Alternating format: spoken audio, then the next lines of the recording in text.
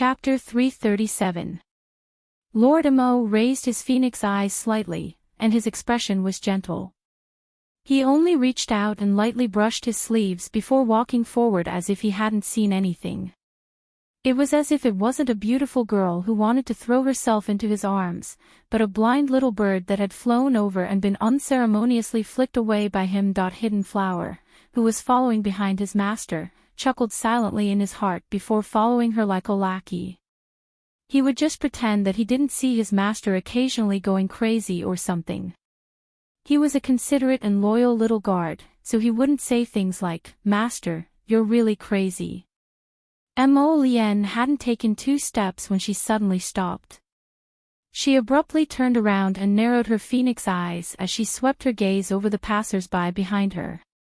When the passers-by's gazes landed on him, they all subconsciously paused in their steps, and their gazes lingered on him for a moment. Under a moon-white robe was a tall and slender youth. His posture was tall and straight, and his features were clear and elegant. He was as elegant and unrestrained as colored glass, and he was like a piece of sparkling and translucent jade that had fallen from a snowy peak. He was indescribably beautiful. Hidden Flower was slightly taken aback. He took 2 steps forward and softly called out, "Master." Mo Lien retracted her gaze and muttered to herself, "I have a strange feeling," as if the little fellow had already come to his side. "Go to the nearby inns and ask." "Yes." Hidden Flower immediately accepted the order and led a small group of black-clothed youths to inspect the inns from door to door. When Hidden Flower led the group of youths past a bustling pavilion with a tall and wide entrance that had adventurers coming and going, he only raised his head to glance at the large gold-gilded black signboard before calmly walking past the door. He didn't even bring anyone in to take a look. Inside Morning Sunlight Pavilion, Arbor expressionlessly stood in front of the counter and flipped through a box of blank talisman papers provided by the shopkeeper. "This is all of the blank talisman papers in this pavilion." The old shopkeeper was over 50 years old. His face was simple and amiable, and there was a faint smile on his face from beginning to end. Arbor nodded and closed the box of blank talismans. "How much food?" She had been cultivating in seclusion in the sect for many years, so she had long been unaware of the prices in the outside world. That was why she asked. The old shopkeeper was stunned, and before he could speak, he heard a sharp laughter mixed with sarcasm coming from behind him. "Ha, what a country bumpkin, exchanging food for food.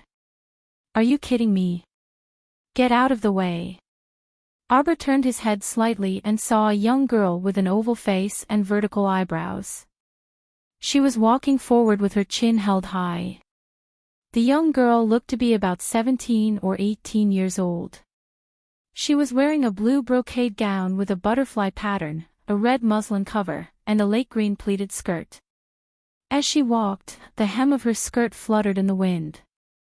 "Shopkeeper, I'm here to pick up the defensive profound clothes that I ordered yesterday." The girl raised her chin high, as if her chin would fall off if she didn't.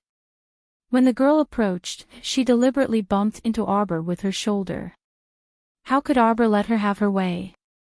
He leaned to the side to avoid her, but his brows were slightly furrowed, and a trace of displeasure flashed through his eyes.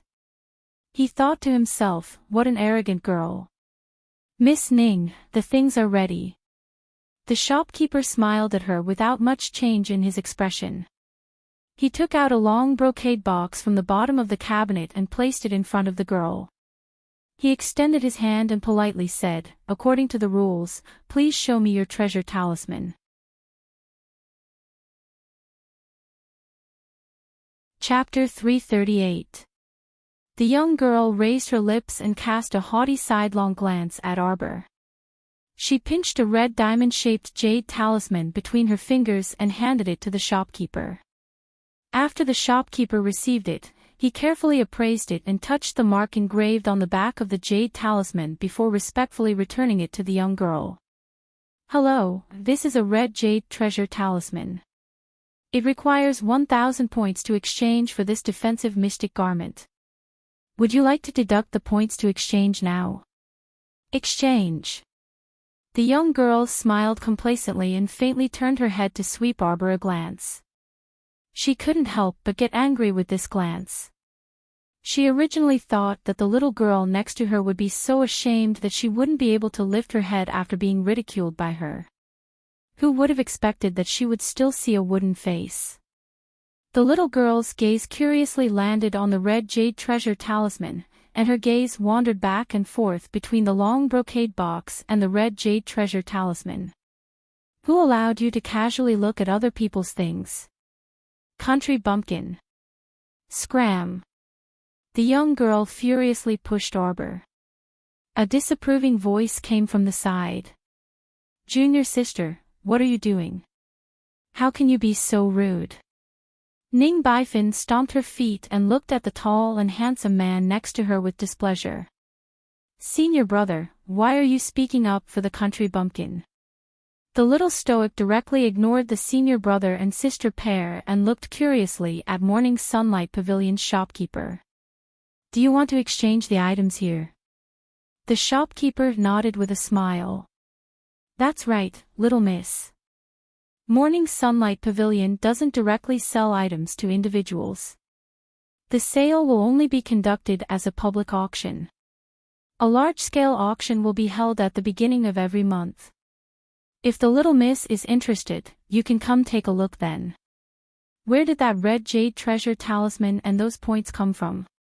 Our dear Chiao Mu continued to ask. Country bumpkin. Ning Baifin's arm was pulled by her senior brother, but she still couldn't resist rebuking Miss Chiao. Shopkeeper, why are you being so long-winded with her? Hurry and help me wrap things up properly. This girl looks like a country bumpkin from some remote village. What's there to chat about? Arbor suddenly turned his head and frowned at the girl. He expressionlessly said, You're very annoying. If you interrupt again, I'll have you die. The crowd that was originally watching the show with relish suddenly had black lines appear on their faces. As soon as this little girl walked into Morning Sunlight Pavilion, she had already attracted everyone's attention. There was no other reason than that she was too elegant and refined, even more so than a snowman.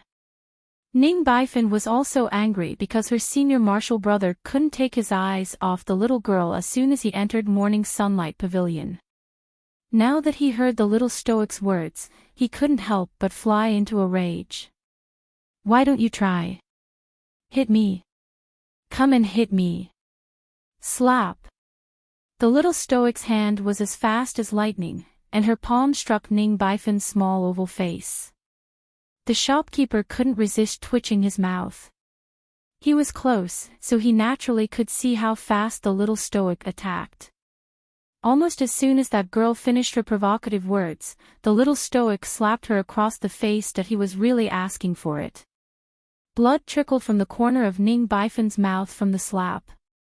She covered her face with one hand and abruptly straightened her body. Her eyes were red as she stared incredulously at the stoic face. She shrieked sternly, You dare to hit me. The little stoic was baffled. She lowered her head to look at her small hand, then raised her head to look at Ning Baifin, who was livid. Weren't you the one who asked me to hit you? Everyone. Ah! Ning Baifin clenched her fists as if she had gone mad and pounced at Miss Chiao with mystic energy. Chapter 339. There was a loud rumble. Ning Baifin's attack was repelled by Miss Chiao and sent her flying out along with the window frame. Miss Ning clung onto half of the wooden window frame and was smashed out along with half of the shattered wall. She sprawled on the ground. The people on the street, that they saw a young lady flying out along with the window frame. The passers-by hastily dodged in all directions and stared dumbfoundedly at the young lady crashing onto the ground with a bang. She was so dizzy that she fell flat on her face, and her entire face was bleeding. Soon after, Some broken pieces of the wall and wooden window fell onto her body and head with a pitter-patter, making her look rather disheveled. Junior sister. The tall man bent over and jumped out of the window hole. He hastily ran to his junior sister and reached out to help her up. Ning Baifin clung to her senior brother with a wah and collapsed into the man's arms while crying. Morning Sunlight Pavilion's shopkeeper's head was filled with black lines, and he hastily walked out of the room. Looking at the disheveled Miss Ning, he hastily said that the wall and window were smashed. You have to compensate for it. The passers-by, shopkeeper, do you think you're being honest by doing this? The young lady fell so hard that her face looked like a pig's head, yet you still chased after her to ask for compensation. Ning Baifin only felt that she had never been so dark in her 18 years of life. She was bawling her eyes out as she raised her head and roared at the shopkeeper, "Did I smash it? Are you sick in the head? Every injustice has its perpetrator and every debt its debtor. Go find her for compensation." She pointed at our dear Chiao Mu, who had followed them out. The little stoic only felt that this young lady was a bit baffling, so she walked to the shopkeeper's side and said, "You didn't finish speaking just now." The shopkeeper glanced speechlessly at the little fellow and explained patiently, "The treasure-gathering talisman is our Morning Sunlight Pavilion's unique permit exchange certificate. In the past, 10,000 gold taels could exchange for a red jade treasure-gathering talisman, 100,000 gold taels could exchange for a blue jade treasure-gathering talisman, and 1,000,000 gold taels could exchange for a black jade treasure-gathering talisman. You can obtain a certain amount of points every time you come to buy something." Oh. The little fellow decisively ended the conversation. The corner of the old shopkeeper's mouth twitched, and he couldn't help but continue, "Nowadays, we don't sell treasure talismans anymore, unless you can bring out a good auction item." The little stoic didn't say anything and just looked at the shopkeeper. The shopkeeper could tell that the little stoic in front of him was still waiting for him to continue explaining, so he could only speechlessly continue, "The 500 blank talismans you took a fancy to just now require 3,000 points to exchange." TSK, Ning Baifin couldn't help but sneer, 3,000 points, do you even have it, country bumpkin? She had accumulated 1,000 points over the past 6 years. She didn't believe that the country bumpkin in front of her had 3,000 points. You don't either. The little stoic turned to glance at Ning Baifin, her expression saying, "Why bother making things difficult for a poor person?" Even the shopkeeper couldn't help but laugh out loud. You're simply... Ning Baifin trembled with anger. "All right, junior sister, stop messing around." The man frowned impatiently. "Let's take the things and leave. Master is still waiting for us at the inn." "No, you have to pay the compensation first," the old shopkeeper said sullenly. Ning Baifin stomped her feet in anger and casually threw a bag of grain to the old shopkeeper. "Is it enough?" The old shopkeeper shook his head.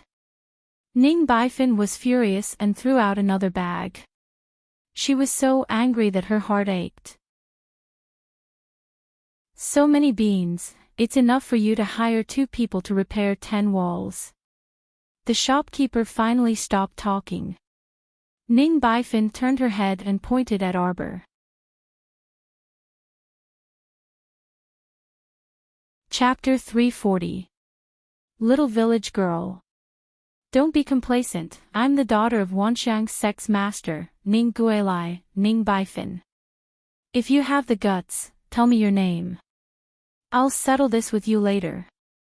"Oh." Arbor nods, not responding at all. This attitude is simply enough to anger a dead person back to life. Little Village Girl. Ning Baifin's head is about to explode, and she wants to curse. "You're so annoying. I don't even know you, so why are you being so long-winded with me all day?" Arbor suddenly flashes, the silver-white blade in her hand flashes, and a line of snow slashes towards Ning Baifin's neck.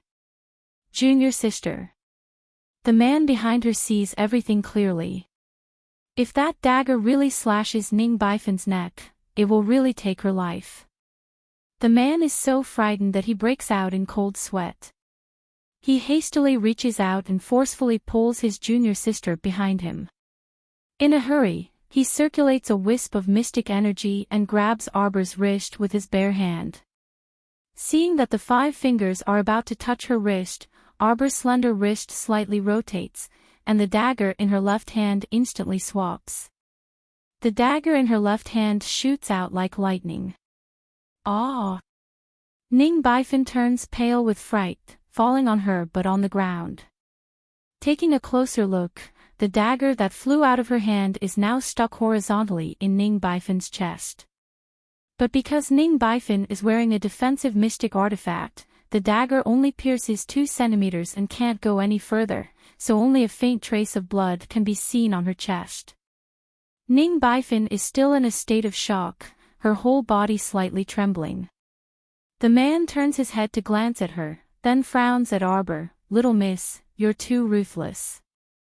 My junior sister only has a few words with you, why do you have to take her life? What sect do you belong to? Senior brother, don't talk too much with her. This witch must be from some demonic sect. Kill her." Ning Baifan sits on the ground, shouting angrily with bloodshot eyes. Arbor expressionlessly glances at her. She swipes the air, and her fingers faintly pull out a pitch-black ferrule. "You also want to die? Miss, you might not be overconfident." A trace of anger appeared on the man's face. Previously, he had seen this little girl's cold appearance and couldn't help but take a few more glances at her. He didn't expect that once he really came into contact with her, he would be angered half to death by her cold temperament. "I'm a level 10 mystic cultivator. Even if I don't summon my mystic beast, a mere level 8 mystic cultivator like you might not be my match." The man's words made the crowd gasp. A level 8 mystic cultivator. This little girl looked to be around 12 or 13 years old, but she had already broken through to become a level 8 mystic cultivator.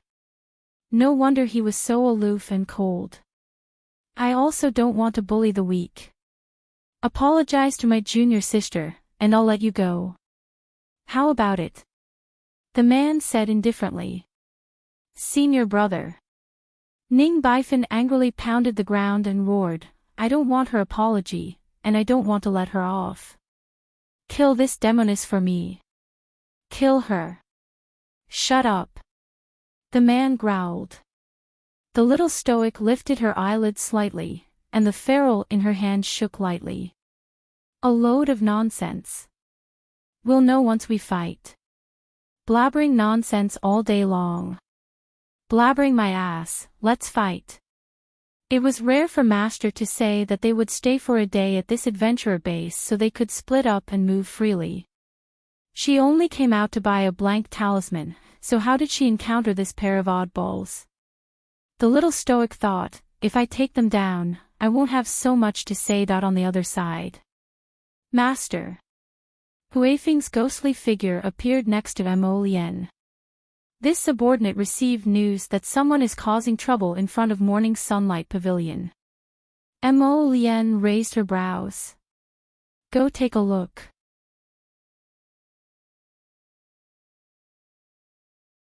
Chapter 341. When the two arrived at Morning Sunlight Pavilion's entrance, they happened to see a slender and petite plain-colored figure gracefully land on the ground and take a few light steps forward. Lord Mo abruptly stopped in his tracks, and his gaze fixed on that small figure. "You lost."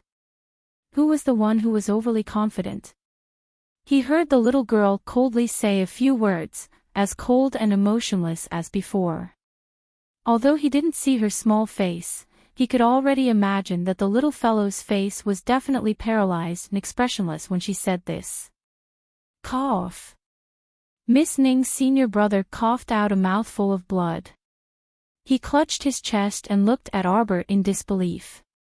The battle between the two just now happened too quickly. Not to mention the normal people watching, even he himself was still in a stupefied state. He didn't understand why a level 10 Mystic Cultivator's Mystic Chi attack would actually be repelled by a level 8 Mystic Cultivator. Defensive Mystic Weapon. The little girl definitely had a defensive mystic weapon on her. Miss Ning's senior brother's gaze gradually changed. He clenched his right fist and struggled to get up. He roared with a face full of anger, "Come out!" Suddenly, a giant python covered in black scales abruptly appeared in front of Qiao Mu. It flicked out its scarlet forked tongue with a hiss, and its pair of triangular eyes gloomily cast a sidelong glance at Miss Qiao. In front of Morning Sunlight Pavilion's entrance, the originally spectating crowd all jumped in fright and hastily retreated. Fuck, this snake coiled up into 2 layers and was half a person's height. The little girl was completely tiny in front of it. Arbor subconsciously reached out to stroke the tiny particles that had appeared on his arm. Even though he kept warning himself in his heart, don't be afraid, that he still couldn't resist the dense chill in the depths of his heart, and his footsteps retreated slightly. Ha ha ha ha ha. Bitch, I'll teach you a lesson. Python, eat her. Eat her. Ning Baifin, who had finally gotten up from the ground with great difficulty, shouted agitatedly with clenched fists. Hiss, the python opened its huge mouth, and several dozen small snakes scuttled out. All the nerves in Qiao Mu's body practically tensed up the instant her gaze landed on those crooked small snakes. All the hair on her body stood on end as she stared blankly at those things. Miss Qiao subconsciously covered herself with an eggshell. He couldn't care less about how funny the eggshell looked in front of others. She didn't want that. Don't let these disgusting things touch me. When the little snakes were about to touch Arbor's shield, the little girl felt like her head was about to explode. His hands were covered in a layer of profound light, and he was about to use his profound energy to quickly kill the little snake that was pouncing in front of him. In the blink of an eye, a white shadow suddenly landed beside him, and a familiar scent as thin as silk followed. The purple flames landed accurately on the dozens of small snakes. Qiao Mu was dumbfounded. Before she could raise her head, she felt her body suddenly become light. Her feet left the ground for a distance, and her entire body was lifted high up in the air. Bastard! She had already grown taller, so why was she still being hugged the moment she came up? The little girl turned her head and met the youth's smiling phoenix eyes. The two people's gazes were glued together and didn't pull away for a long time.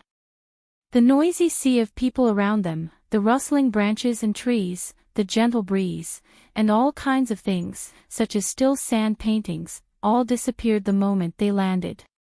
At this moment it was as if there was only each other left in the two's eyes. The youth was still that gentle and elegant youth with flowing phoenix eyes, while the little girl was still that expressionless little stoic who was as cold as ice. Just like in the past.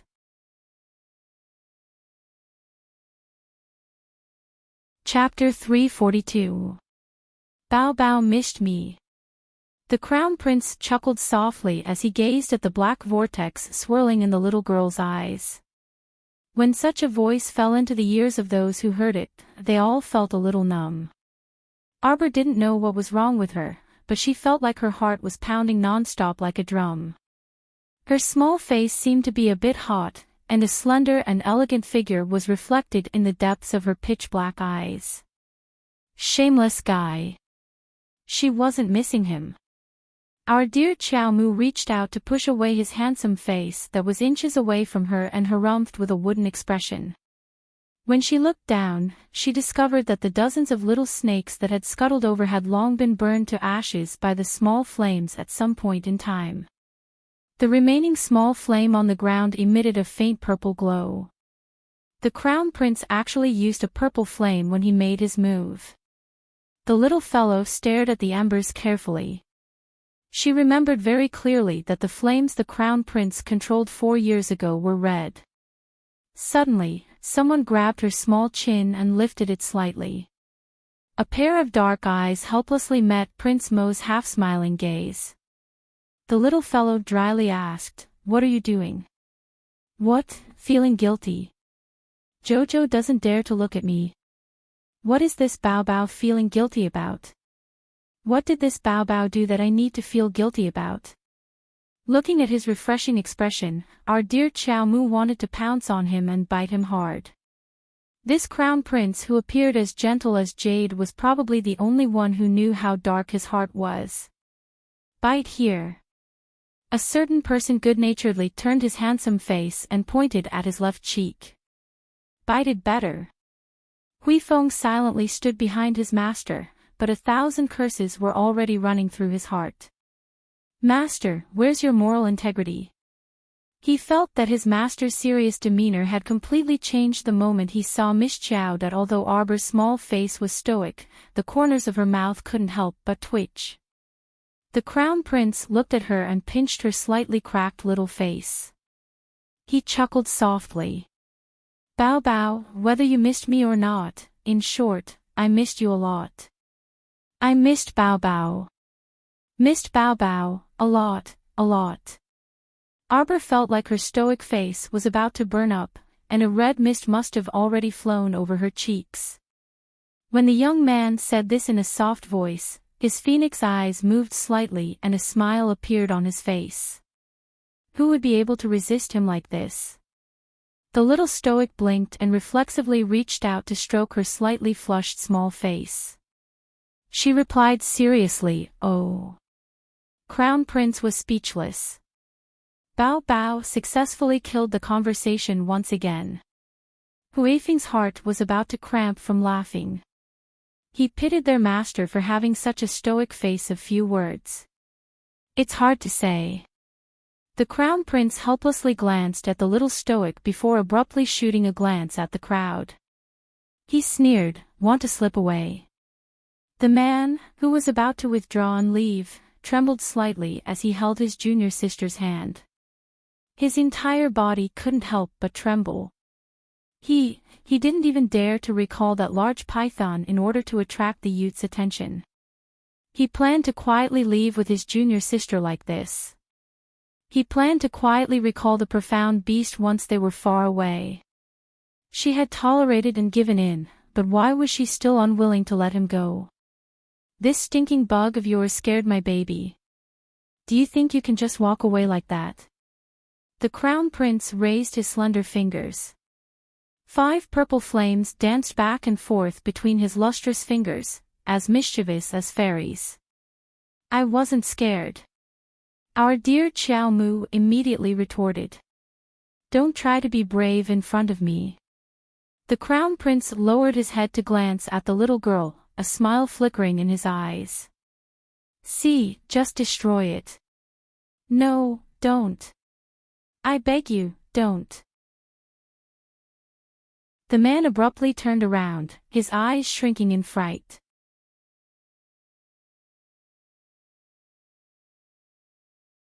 Chapter 343.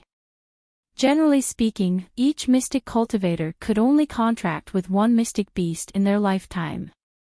If the mystic beast died, not only would it bite back at its master and cause serious injuries, it also meant that the mystic cultivator would never be able to have another mystic beast for the rest of his life.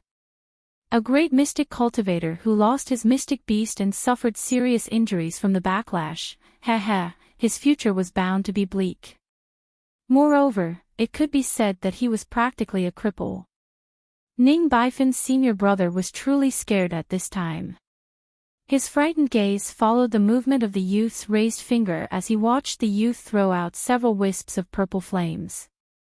After the mystic beast python was enveloped by the wisps of purple flames, it instantly lost the strength to resist and writhed on the ground. The snake's tail heavily smashed onto the ground, scaring the onlookers into screaming and fleeing in all directions, afraid that they would be smashed into minced meat by the snake's tail. Ning Baifin stared blankly at Prince Mo. She actually stood there with an infatuated gaze and a stupefied expression. She even turned a blind eye to her senior brother vomiting blood on the ground in pain. At this time, there was only that handsome youth who acted ruthlessly like a celestial being in her eyes. That tyrannical youth who shot out several wisps of purple flames with a snap of his fingers and roasted the python until it rolled all over the ground. The youth was tall and slender, as clear as a jade tree. Ning Baifin's gaze was completely snatched away by the youth, and she turned a deaf ear to her senior brother's blood-curdling screams at her feet. A young girl's maiden heart pounded non-stop. Until, gouge out her eyes. A cold and distant voice came from the youth's mouth. The white-clothed youth's cold gaze on her made her entire body tremble. This was the first time he looked at her, and also the last time that a black-clothed youth in his 20s suddenly appeared beside Ning Baifin and unhesitatingly gouged out her eyes with the long sword in his hand. "Ah!" Ning Baifin screamed. "Baifin!" A mystic energy suddenly shot out from the side and fiercely collided with the long sword in the black-clothed youth's hand. With a crisp, ding sound, the youth knitted his brows. The long sword in his hand was slightly deflected and missed Ning Baifin's temples, cutting off a clump of her long fluttering hair. However, the mystic energy that exploded from the sword had already pierced Ning Baifin's eyes. "Ah! Eyes, my eyes!" Ning Baifin screamed. She held her eyes with both hands, blood seeping out from between her fingers. Baifan! A suction force caused her entire body to fly out involuntarily, and she suddenly fell beside an old man. "Grandpa Chow." "Wah! Grandpa Chow, my eyes hurt." Ning Baifin was trembling all over because of fear. "Go!" The old man cast a venomous glance at the crown prince. He grabbed Ning Baifin's shoulder, lifted her up, and fled. "Obliterate!" the crown prince coldly ordered. As soon as he finished speaking, 7 or 8 black-clothed youths quickly scuttled out from both sides, closely following the fleeing old man and Ning Baifin. At this time, the surroundings were already silent. The onlookers had all shrunk into a corner and were peeking at them. They didn't even dare to breathe loudly. Who would have thought that things would develop like this? Originally, it was just a small quarrel. Our dear Chow Mu turned her head and looked coldly at the man who was screaming as he was burned by the purple flames. She looked at him expressionlessly, without a shred of sympathy. If she had fallen into the hands of the senior brother and junior sister, with Ning Baifin's personality, would she have let her go? Therefore, don't blame the heavens and accuse others. Where there is a cause, there is an effect. What's more, the python that the man summoned was really too disgusting. Disgusting, disgusting.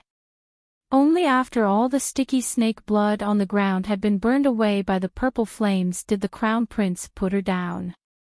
He stroked her little head and said with a smile, "It's fine now, don't be afraid."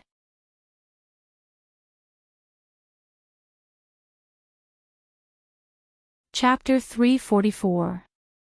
I wasn't afraid to begin with.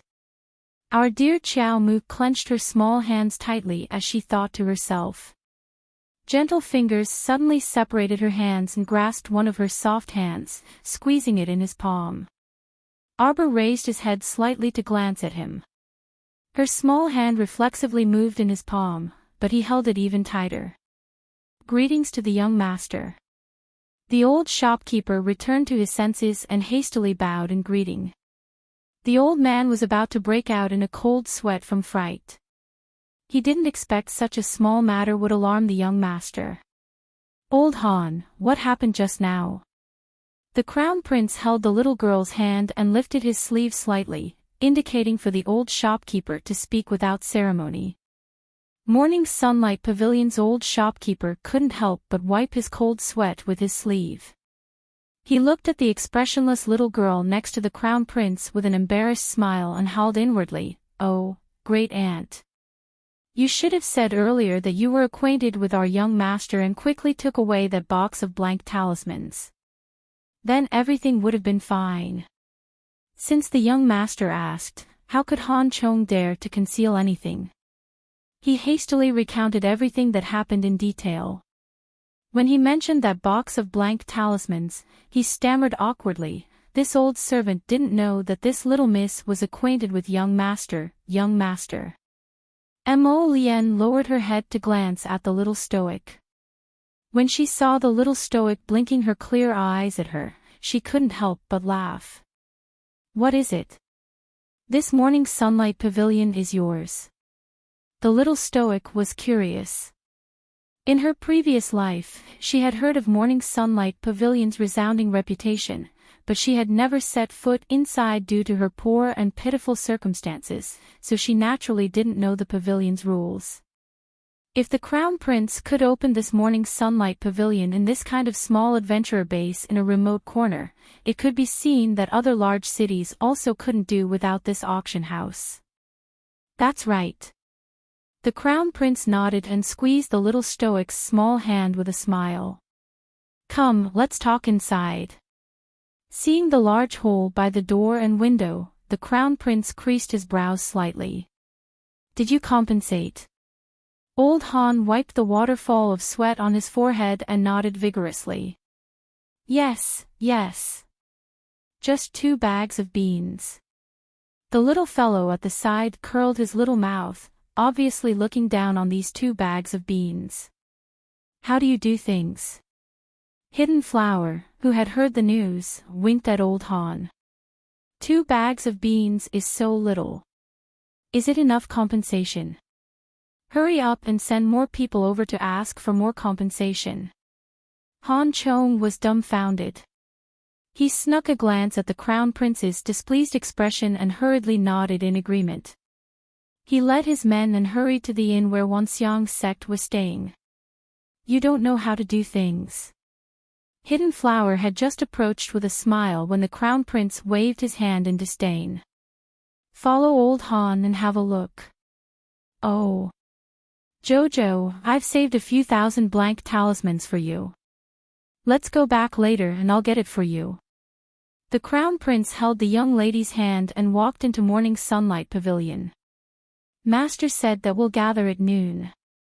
Don't pay attention to her, it's not like we're short on time. Someone continued to coax and instigate. I've saved up about 5,000 blank talismans. They're all for you. The little stoic's eyes abruptly brightened. All right then, let's quickly retrieve and return. What's the hurry? We haven't seen each other for so long. We should at least have a reunion dinner before leaving together. It was a reunion dinner again. The little stoic raised her head to glance at him. Why are you here? To see my Jojo. When the Crown Prince said this, he lowered his head to look at her with a grin, a wisp of gentleness gently rippling in his phoenix eyes. The little stoic's heart inexplicably skipped a beat. She only felt that the youth in front of her had picturesque features that even a myriad of mountains and rivers couldn't compare to.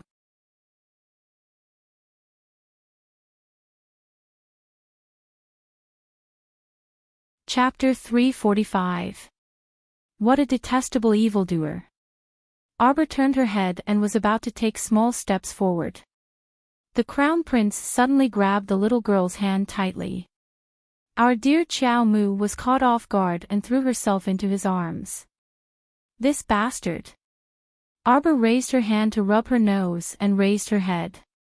Unexpectedly, the Crown Prince had just lowered his head, so he naturally planted a gentle kiss on her bright and clean forehead. It was soft and limp, as if a few ants were quietly crawling in her heart. A return gift. I almost forgot. The youth squeezed her small jade hand and said with a smile. Arbor's entire body froze.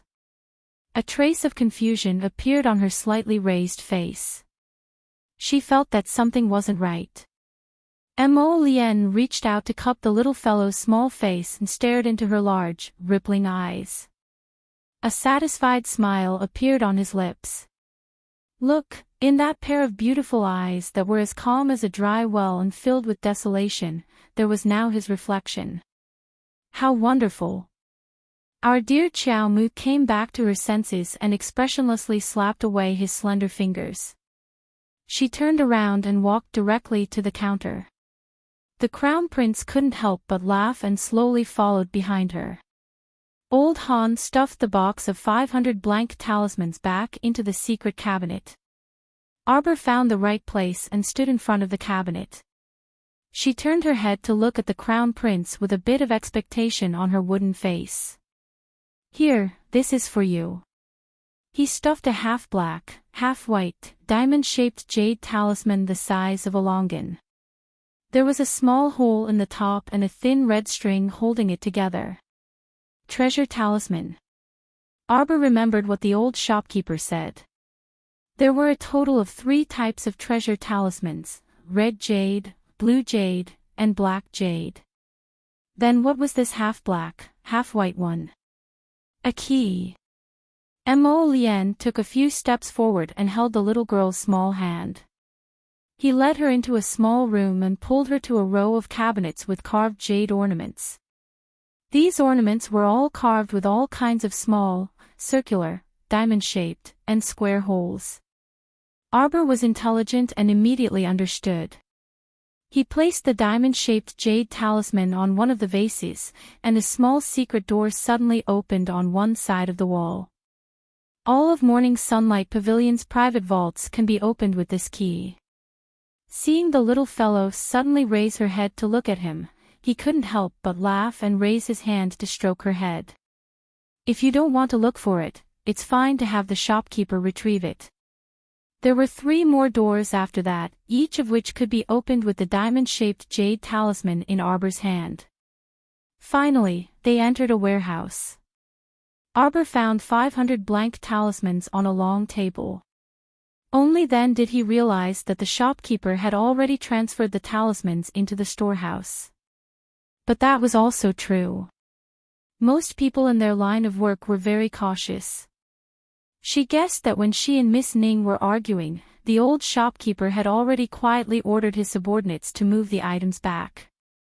Look at how anxious you are about these 500 blank talismans. The Crown Prince chuckled. Let's go. I'll take you home to get 5,000 talismans. Arbor silently returned the jade talisman tied by the red string to him. The Crown Prince shook his head. I'll give it to you. In the future, when Morning Sunlight Pavilion's people see this thing, it'll be like seeing me. There definitely won't be any misunderstandings like before. The little girl's eyes widened slightly. She couldn't help but snort. If I take a little today and a little tomorrow, I'll soon empty your Morning Sunlight Pavilion. The Crown Prince laughed loudly and reached out to pick up the little girl. He tapped her little forehead with his finger. Naughty, you think I only have this little private property?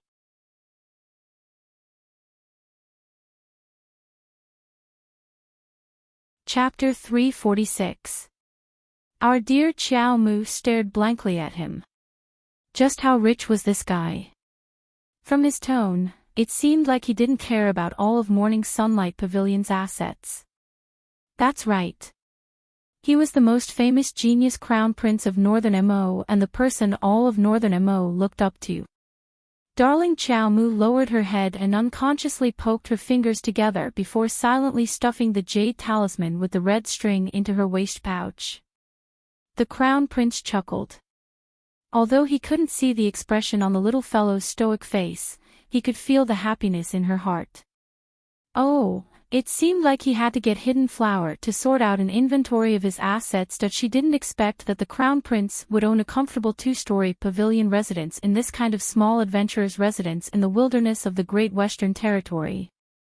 This person really knew how to enjoy life.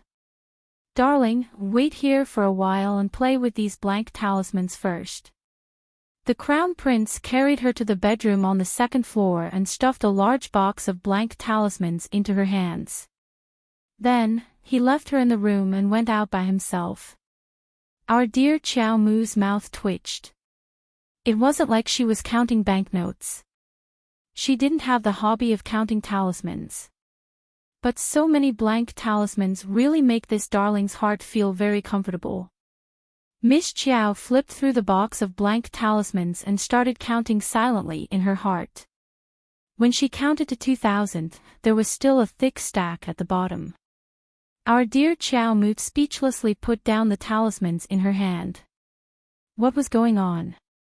She was actually so bored that she was counting talismans. In fact, while she was in seclusion in the mystical treasured land, the golden talisman jade tome had already flipped to the third jade slip. The contents of the third jade slip started from intermediate level talismans. Thus, she had already learned how to inscribe intermediate level talismans 2 to 3 years ago. She just didn't have any extra blank talismans to practice with. Thus, when she had free time, she would just practice on ordinary paper. Now that she had so many blank talismans, the little girl was overjoyed. In addition, the third jade slip also instructed her to look for something called ebony. She reckoned that she might be able to inscribe intermediate level talismans on ebony in the future. If ebony was easy to find, she wouldn't have to worry about blank talismans in the future. When the crown prince came in, his gaze fell on young Arbor, who was kneeling in front of the low table beside the bed. The little girl was holding a golden beaded talisman brush and drawing a talisman with concentration, and her expression was calm and indifferent. Mid-level talisman, blue summoning talisman has been completed. Randomly summons a type of natural animal or plant. Effect, 6 days. The level of the summoning must not exceed the user's profound strength by more than 4 levels. The little girl put down the talisman pen and reached out to pick up the middle-level blue summoning talisman. She frowned and looked at it. She had previously used a low-level yellow talisman to summon a blue one that could ascend to the sky, disregarding the low-level yellow talisman's own rule of no more than 3 levels of profound strength, and even more so, disregarding the time limit. Therefore, this middle-grade blue talisman was really hard to say. Arbor had tried to summon Newbie ever since he brought her with him, but it seemed that the talisman did not respond. Either the summoning failed, or Newbie was messing with it. Jojo. The crown prince saw that she had finished drawing the talisman and was still staring blankly for a long time. He couldn't help but call out to her. Arbor turned around to look at him. Holding the blue talisman, he stood up and quickly walked to his side. I have a batch of low-level talismans, but they are useless now. I'll put them all up for auction at Morning Sunlight Pavilion. Do you think you can sell them?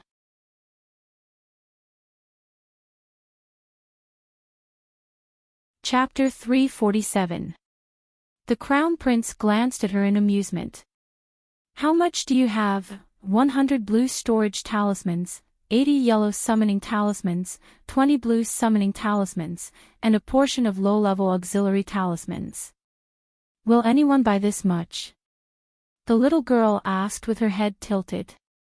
Talismans have always been popular goods. Guanlon City's talisman patrician families don't produce much. Most of the talismans they draw are first satisfied internally, and only when there are more will some trickle out. There are basically not many talismans on the market. The crown prince held the little girl's hand and walked downstairs. So, what nonsense are you saying? If you take them out to auction, you'll find it too little, not too much. So it's like that. Arbor's eyes brightened. Then how much can I exchange for after auctioning these things? I probably don't need food anymore. I want to exchange for some ebony. Do you know what ebony is?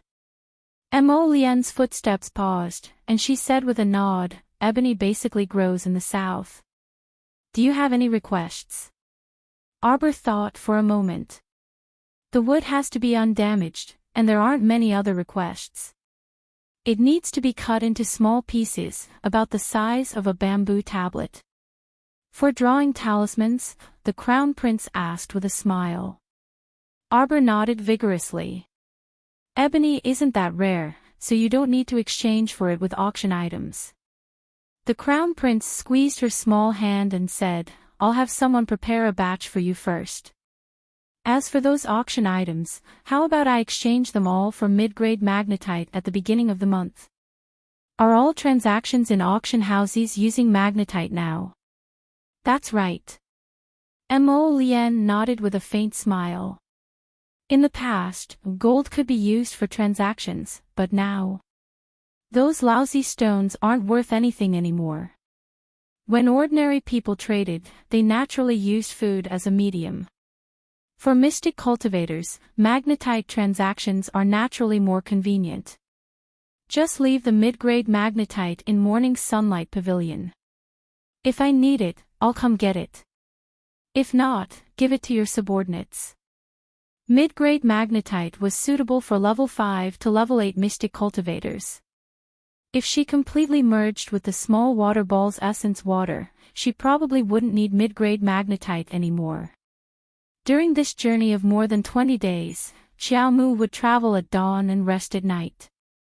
Whenever she had free time, she would secretly assimilate the essence water and suppress the growth of her cultivation. Once she released this suppression, her cultivation would definitely experience a qualitative leap. But now was not the time. After the two of them reached an agreement, the Crown Prince pulled Xiao Mu to the dining room on the first floor and sat down. Only then did Arbor realize that in less than an hour, the Crown Prince had made a table full of dishes by himself. "What's wrong? Hurry and eat." Mo Lien passed the chopsticks to the little fellow and looked at her in amusement. Why was she looking at him with such a strange expression? It was as if he had done something unbelievable. How could it not be strange? Arbor bit his chopsticks and tasted the fish. The Crown Prince was actually a good cook, and the taste was quite good. It was simply too shocking. As the Northern Prince Mo, shouldn't he have been given everything he wanted since he was born? "You cooked all of this?" He truly was an omnipotent youth. Arbor looked down at her fair hands. She didn't even seem to know how to make soup. In any case, she had Sister Fatty to take care of her in the sect all these years, so she didn't need to worry about food. The little stoic focused on cultivation. "How is it?" "As long as I want to learn, I naturally learn well." Prince Mo lightly patted the little fellow's forehead with a smug expression. "Hurry and eat. You're too skinny, so you must nourish yourself." He had learned it for a long time and specially cooked it for the little fellow. It would be best if he raised the little fellow until she was round and smooth. Hugging her would be comfortable.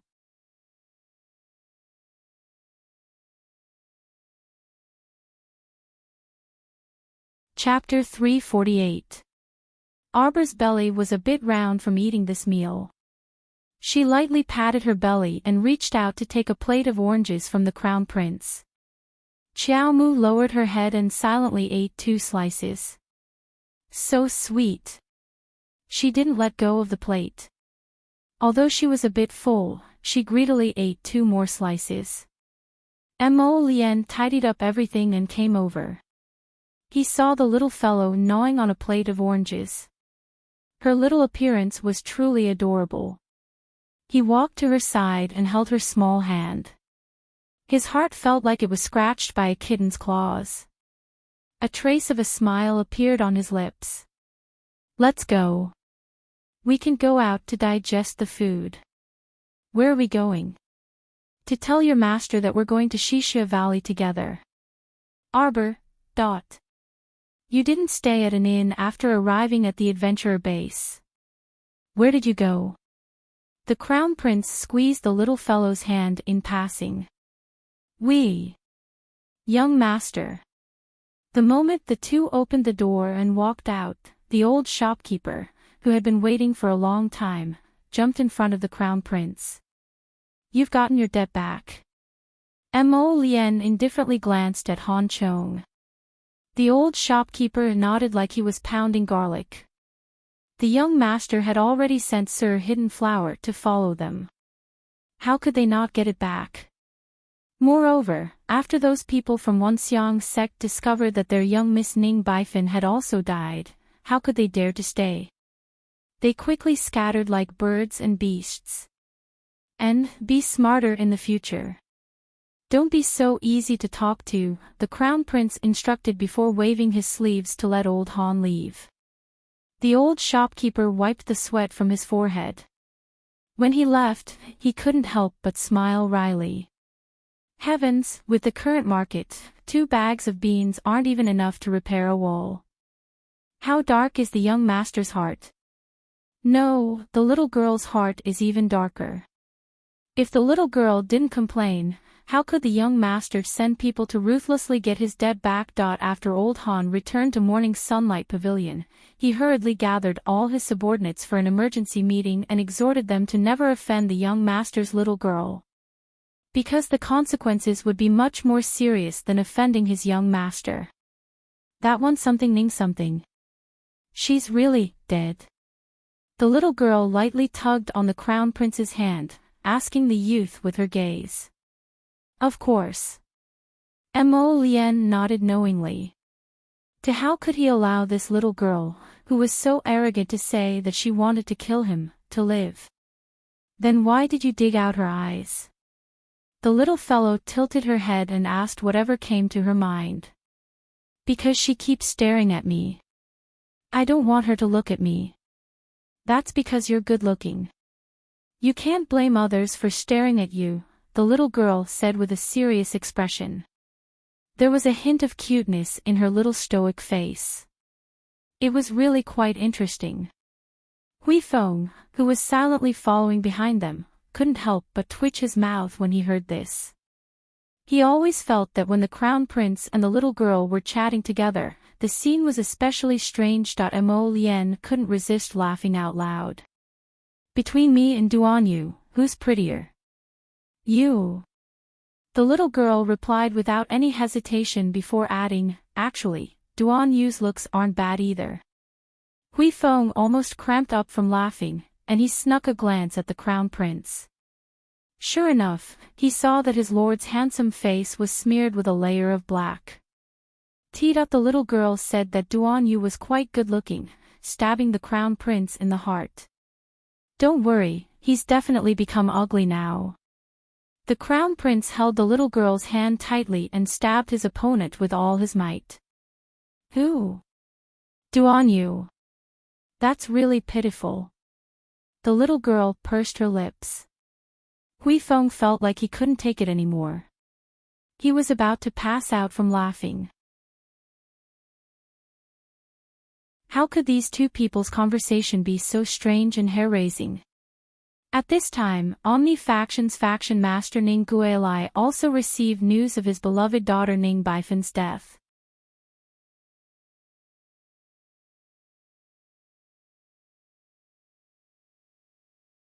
Chapter 349. A beautiful figure stood in the ancestral hall of the sect. Her appearance was almost identical to Ning Baifin's. This woman was Ning Baifin's twin sister, Ning Bihuan. Her eyes were fixed on a faintly pulsating life lantern miniature in front of her, and a cold smile hung at the corner of her mouth. The tiny life lantern miniature recorded everything her younger sister experienced at the last moment of her life. There was no sorrow in Ning Bihuan's eyes, not even the slightest emotion. She only stared somewhat dazedly at the white-clothed youth in the life lantern miniature. He was very strong. She had never seen anyone use those few wisps of purple flames between his fingers before. It was him, the handsome youth that her foolish younger sister couldn't forget even at the moment of her death. In the life lantern miniature, she couldn't see the white-clothed youth's appearance at all, but she could feel his power. He was indeed very strong. Ning Bihuan sneered and turned to look at her father standing to the side. Ning Guilai straightened his back, and the corners of his mouth stiffly drooped slightly. For a moment, he was somewhat unable to accept that his daughter had died so miserably in the desolate land of the Great Western region. Let me go to battle, father. Ning Bihuan stepped forward and said coldly, I know Father doesn't want to participate in this battle between the 3 sects and 5 factions, so you sent that idiot to make up the numbers. Let second uncle lead the team and represent our sect in battle. But now, the situation is stronger than the person. We can't shrink back anymore. That idiot's dead is dead, but I can't let anyone stand on top of our sect and behave atrociously. Bihuan. That's your younger sister. Ning Guilai angrily rebuked as he looked furiously at his eldest daughter. His eldest daughter's talent was exceptional, and her cultivation level naturally wasn't something his younger daughter could compare to. Although his eldest daughter wasn't wrong and his younger daughter was indeed a bit stupid, they were both his flesh and blood. How could he not feel heartache for his younger daughter? Indeed, he didn't want to participate in this battle between the 3 sects and 5 factions, which was why he sent his younger daughter with mediocre aptitude to Xixia Valley. But if he had known earlier that today's matter would happen, how could he have looked on helplessly as his younger daughter went to her death? Father. Please allow me to represent the sect in battle. The sect's glory cannot be tarnished. Only if the flame in the heart isn't extinguished can we face any difficulties in the world. Father. Please allow your daughter to go to Xixia Valley. After Ning Bihuan finished speaking, she reached out and heavily pounded her chest. The old man lowered his eyes dejectedly and finally nodded helplessly. Ning Bihuan got up and strode outside. She raised her arm and shouted, "Let's go." This trip would definitely be very rushed. After all, there were only 40 days left until the competition. On the other side, the Crown Prince held Miss Chiao's hand as they arrived at a small farmhouse's courtyard. Live here? Yes, second Marshal Uncle's friend's house. We're just staying for a night to rest and reorganize. We'll set off tomorrow morning. Jojo, please.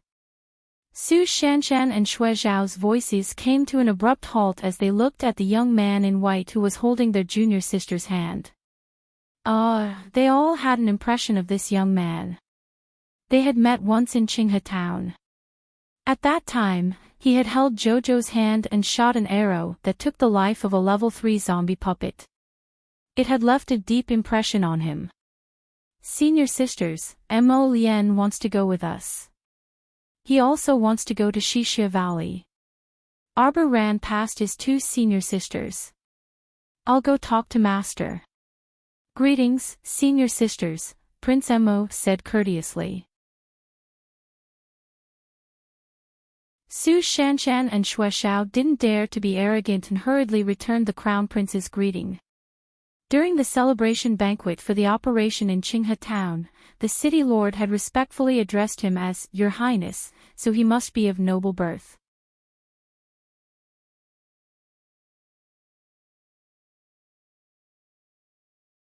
Chapter 350.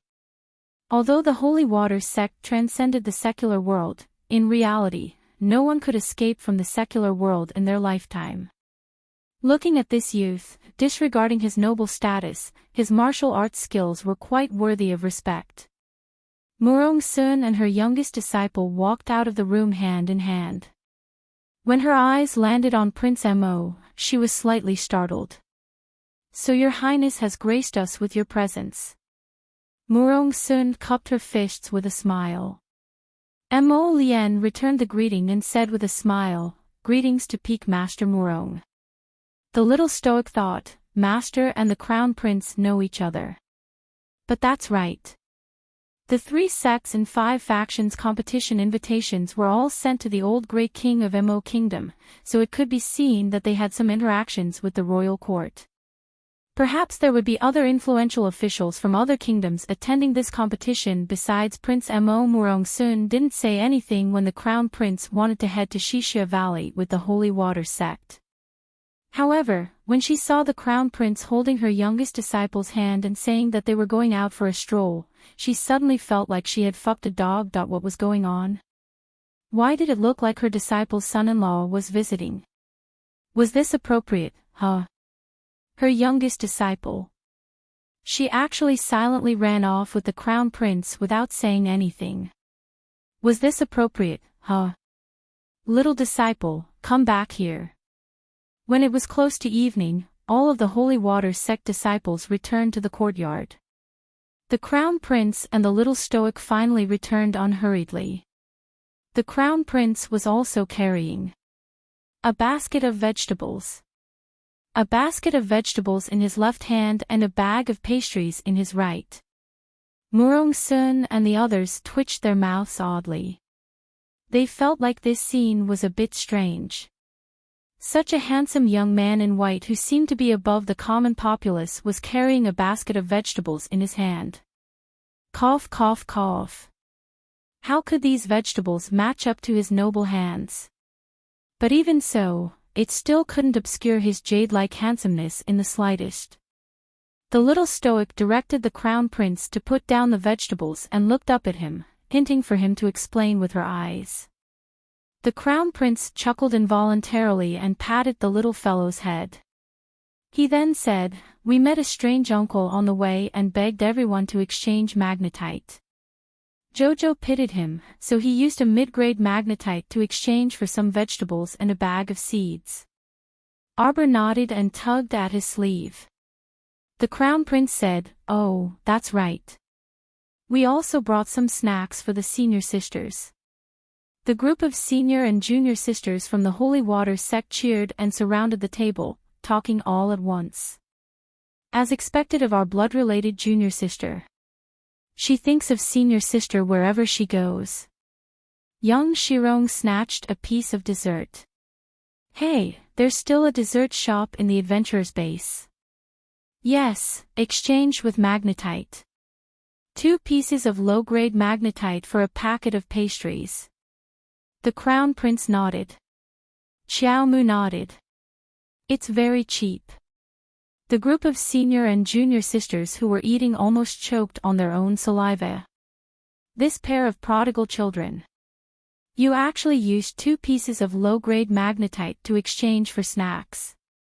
Do you know that you will be struck by lightning for being so extravagant? Junior sister Yang, your friend said that he was going to prepare the meal. How is the preparation going? Murong Sun coughed lightly and said, "It's getting late. He started preparing in the afternoon until now. Let's eat early and rest early. We still have to hurry on with our journey tomorrow morning. I'll go take a look." Peak Master Yang had just finished speaking when they heard a huge explosion coming from the kitchen. Bang! The group of Holy Water sect disciples jumped in fright and looked at each other in bewilderment. What's that sound? Shui Xiao asked in bewilderment. Young Shirong slapped her thigh and hastily dashed toward the kitchen. "Friend, how are you?"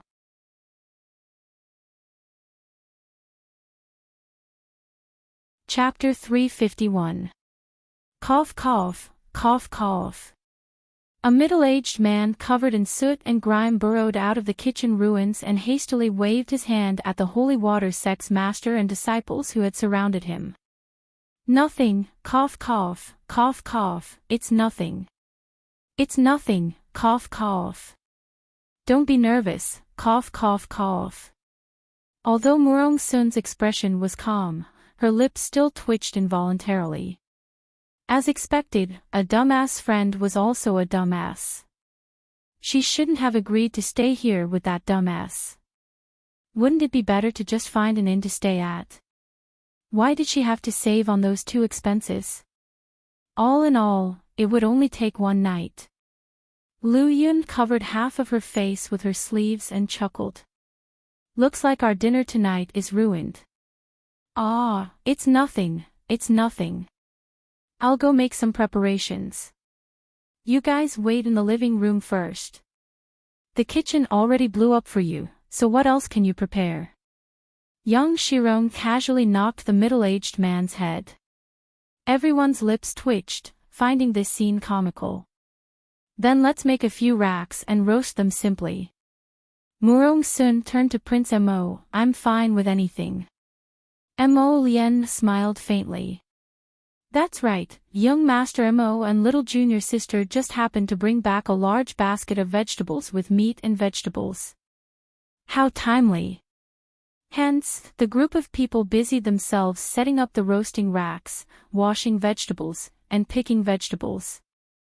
They divided up the work and worked extremely quickly. When night fell, the 3 large pots of stewed pork rib soup on the racks were already emitting white smoke, and the aroma assailed their nostrils.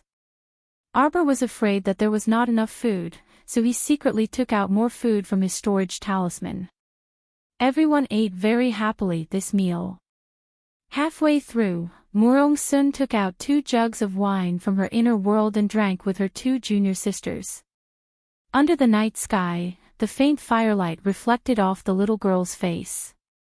For some reason, clusters of fireworks lit up in the distance. The sparkling fireworks blossomed under the dark curtain, illuminating the night. Mo Lien propped up her chin with one hand, and her gaze landed on her little stoic's face. The little girl was holding a small bowl of soup in her hands, and she was drinking it sip by sip with her small head lowered. Her appearance was truly adorable. Occasionally, she would raise her head to look at the people from the sect. Her gaze was exceptionally moving. There was no longer any trace of coldness in her eyes. Instead, it was filled with warmth. But Arbor didn't know that this kind of night, where the master and his disciples drank and barbecued together, might not happen again in the future. That her gaze fell on her master, who was clinking her cup with Marshal Uncle Lou's. The 2 of them looked at each other and smiled, at ease. At least at this moment, everyone was very happy. Murong Sun and Lu Yun clinked their glasses and downed their drinks.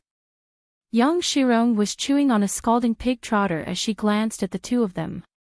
The scene of her lips curling up was like a faintly flowing ink painting that took root in the depths of the little stoic's heart. Eternity was nothing more than this. Bang! The fireworks in the distance were dazzling, but they disappeared quickly. After the crowd dispersed, everyone went back to their rooms to rest. Only a small ember was left on the grill, burning faintly. The next day, when the sky was just beginning to brighten, everyone was ready to set off. They could only ride horses to the front of the great swamp. After that, they could only abandon their horses and travel on foot. A large wetland appeared before their eyes. The aquatic plants were lush, and there was a layer of black puddles underneath. The trees were crooked, and their branches were haphazardly extended. It was dark and damp. Call. After a low and hoarse call, a strange bird with bald wings flapped its wings and flew over the crowd from a slanted branch.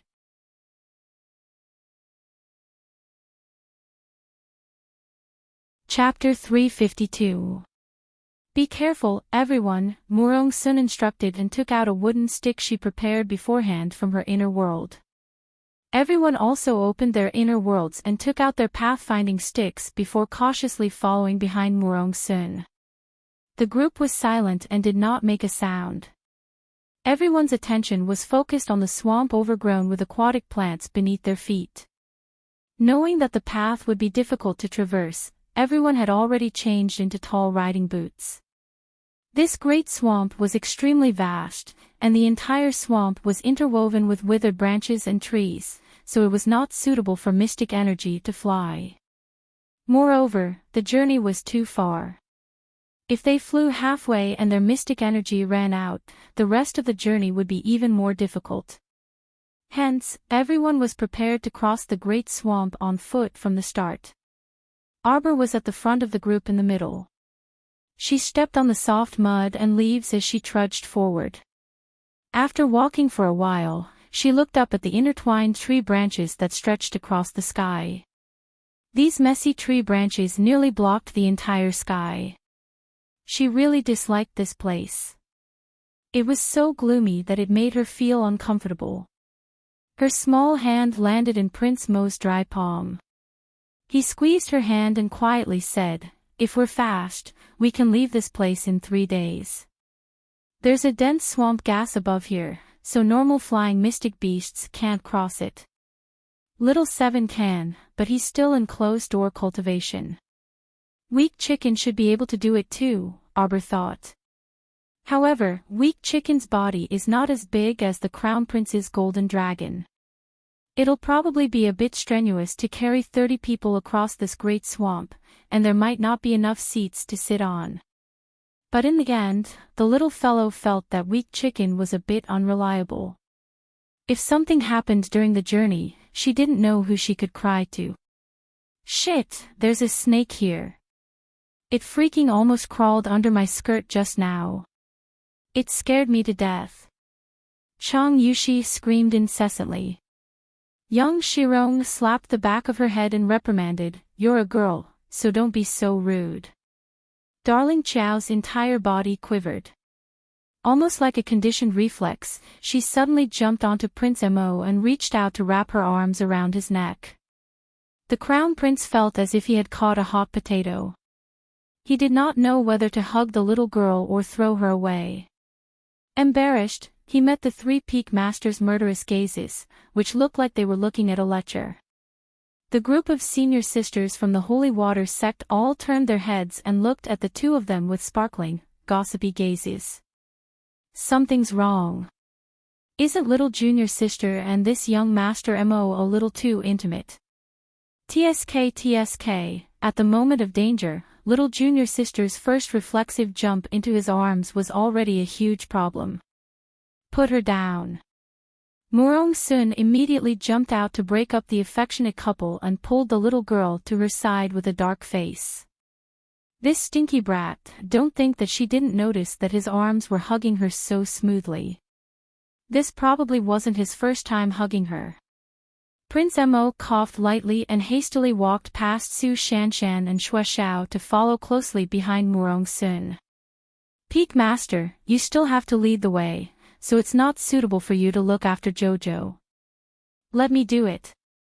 After saying that, he pulled a certain Jojo back to his side as naturally as could be. Arbor did not have much of a reaction and merely rubbed her arm. Chang Yushi's words just now made her feel very disgusted. That sticky and cold thing almost crawled under senior sister Chang's skirt. Oh my god. Don't be scared, Jojo.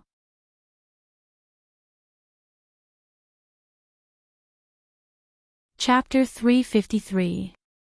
The youth bent down and whispered comfortingly into Qiao Mu's ear, "If it dares to approach you, immediately roast it into ashes." Arbor looked up at the Crown Prince and reflexively clenched his fists.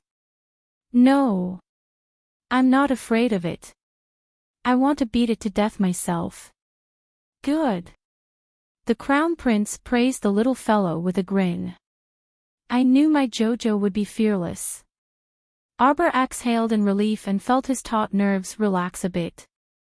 Being grasped by the Crown Prince's slender fingers made him feel at ease, as if a type of energy was injected into him. Murong Sun's face darkened as she glanced at the youth. Damn brat, don't push your luck.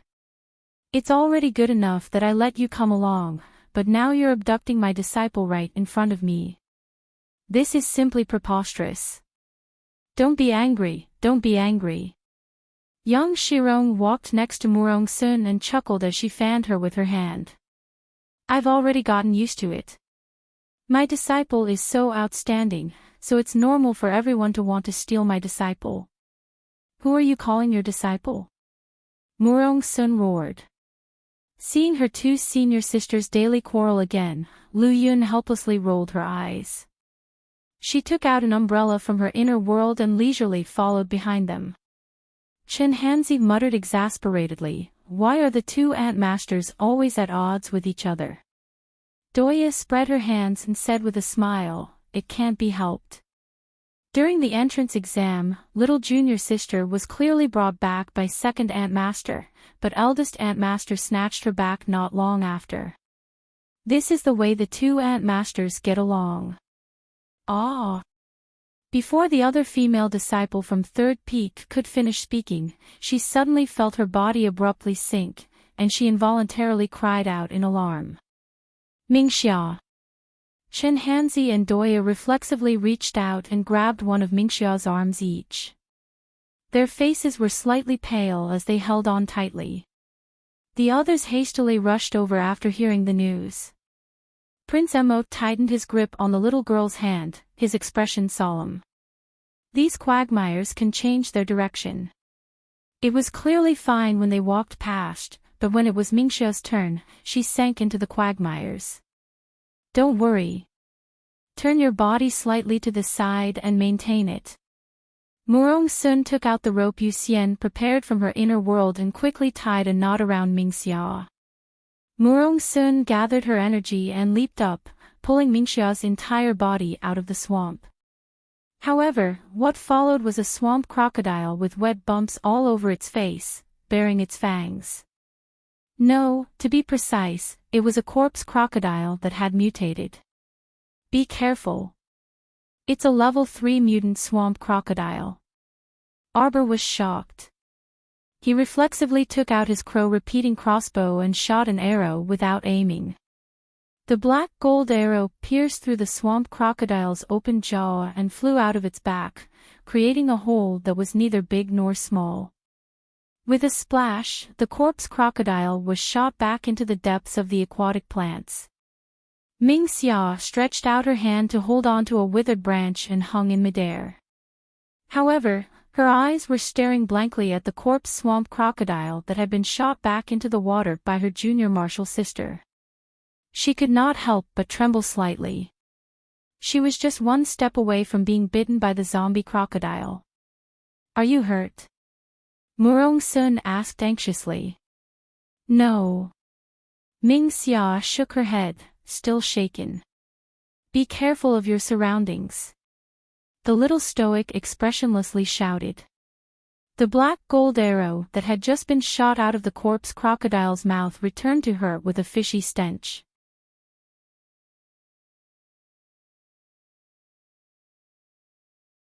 Chapter 354.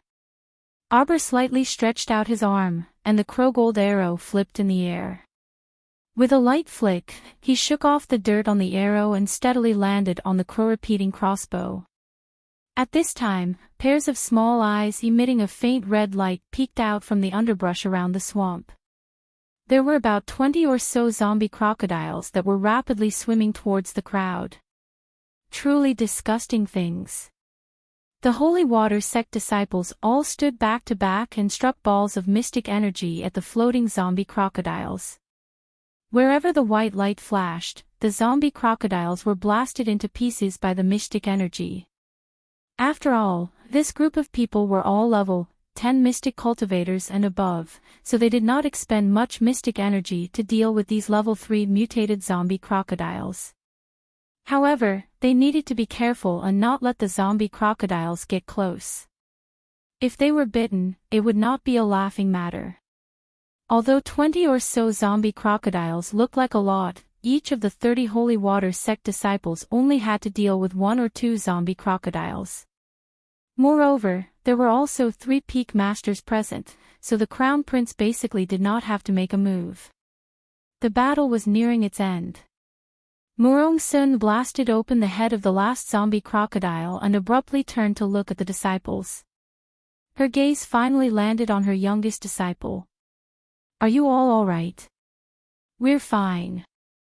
All the disciples relaxed slightly, but their gazes were still vigilant as they roamed around, guarding against any zombie crocodiles that slipped through and suddenly burrowed out to attack the crowd.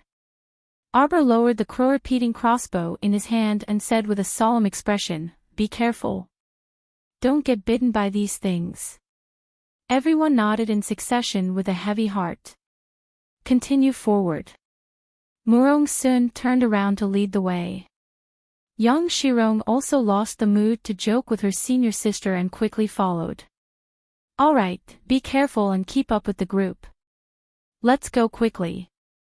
Lu Yun had the disciples follow in a single file, and she ended up bringing up the rear.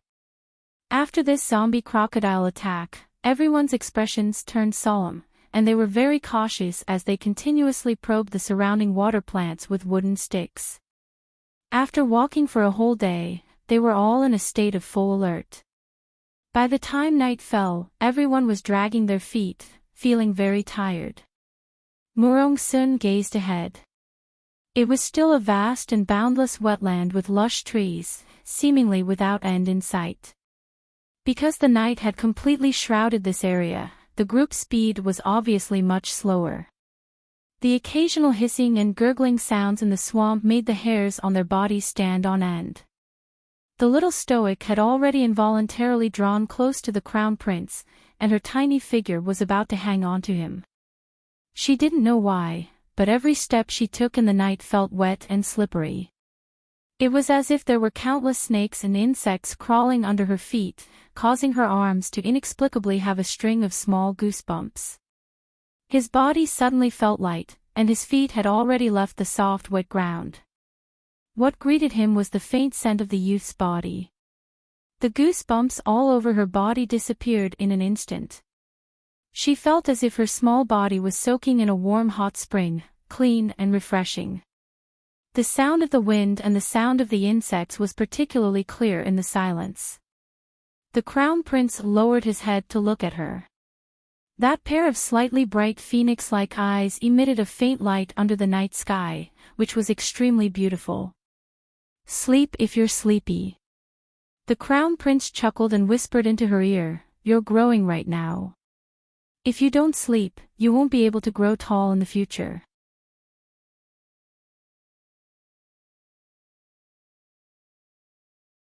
Chapter 355. What nonsense! She had to continue growing taller.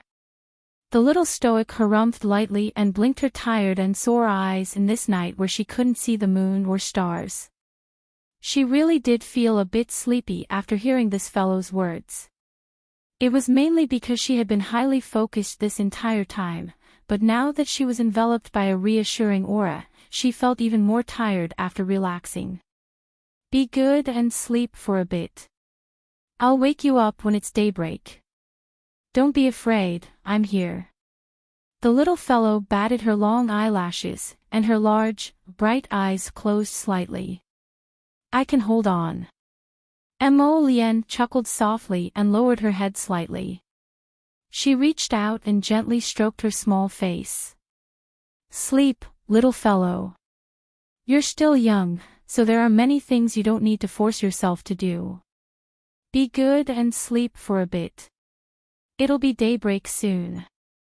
Arbor opened her small mouth, and her slightly closed eyes weakly opened. Before her drowsiness overwhelmed her, a trace of astonishment flitted through her mind. Apothecary. The crown prince, this guy, was actually an apothecary. He only lightly stroked her, and that faint fragrance of medicine wafted into her nose, causing her to sink into drowsiness. Since her rebirth, this was the first time she discovered someone with a special ability like an apothecary. Their every breath carried a trace of medicinal power. High-level apothecaries could instantly make small wounds on a person's body disappear. In her previous life, apothecaries were also her friend's research subjects. He madly researched the mysteries of inner world growth and was even more passionate about researching apothecaries' bodies. Back then, there were actually 2 other people who were locked up in the other 2 small black rooms with her. However, they were locked up separately, so she didn't see those 2 people face to face. She could only hear 2 different painful whimpers when the cruel and inhumane experiment began. When she was carried out of that small iron cage by the master, those 2 people had already been tortured to death, probably because she didn't hear their voices for a long, long time afterward. She lived on humbly and was treated as a tiny pet, living under master's meticulous care.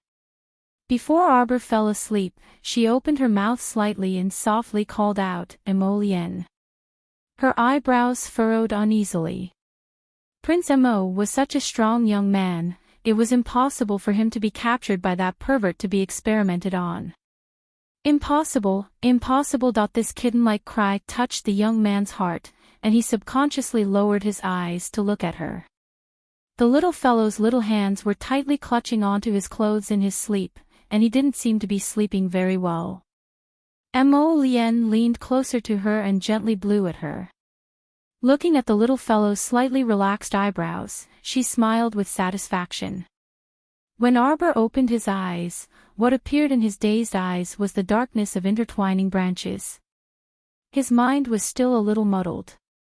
However, when he heard Master Murong Sun's furious roar of, "Damn brat, hurry and put down my disciple," he regained some clarity. Peak Master Murong had been holding it in for an entire night. He was so angry that his liver hurt. If it wasn't for the fact that her child needed a good night's sleep, she would have beaten him up long ago. Although this damn brat had good intentions, she couldn't allow him to freaking take advantage of her little disciple. Hug, hug. Look at how practiced he was. He was clearly used to hugging her. Prince Mo helplessly put down the little girl. He was afraid that her legs would go limp after sleeping for an entire night, so he reached out to support her soft waist. "Jojo, good afternoon."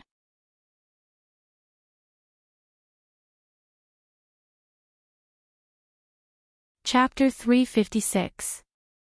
The young man's bright phoenix eyes held a faint smile, which rippled in front of her eyes. She actually slept all the way until noon. The little girl took off her cloak and threw it back to the youth. She couldn't resist covering her face. Then, she angrily glared at Mo Lien. It was all this guy's fault. How much medicinal power did he give her to make her sleep all the way until noon? How was this appropriate? If people asked in the future, "How did you feel after going to the Great Swamp?" she couldn't tell them, "I almost got out of the swamp after sleeping, right? Did you sleep well?" The youth put away the cloak with a chuckle and rubbed his hand against her face. "Did you dream of me?" "Dream your ass. She could see you day and night. If you didn't let her off even in her dreams, would there still be justice in this world?" When Mo Lien saw her turning her head away in a huff, she couldn't help but sigh softly and reveal a, "What a pity that Jojo didn't dream of me," expression. "Stop here and rest for a bit," Murong Sun grumpily shouted.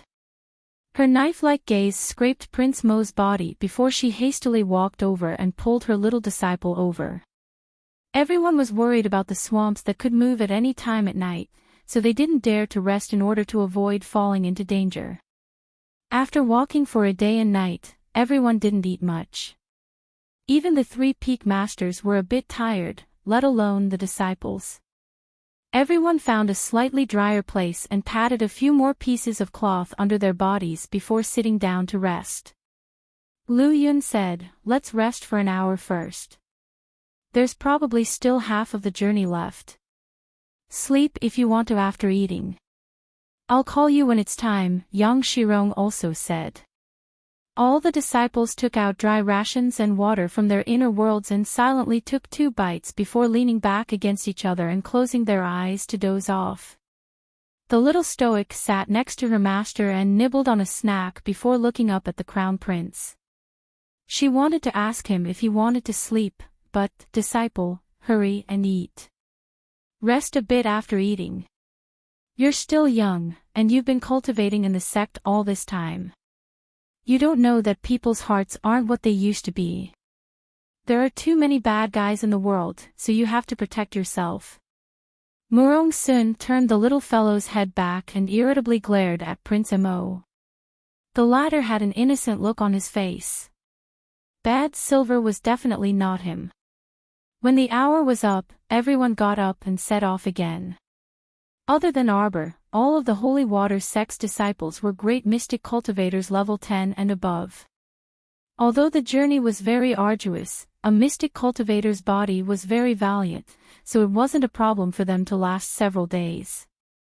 The group hurried on for another half a day. Along the way, they encountered danger of falling into a swamp twice. Both of them were resolved by the Peak Master. This swamp is a nuisance.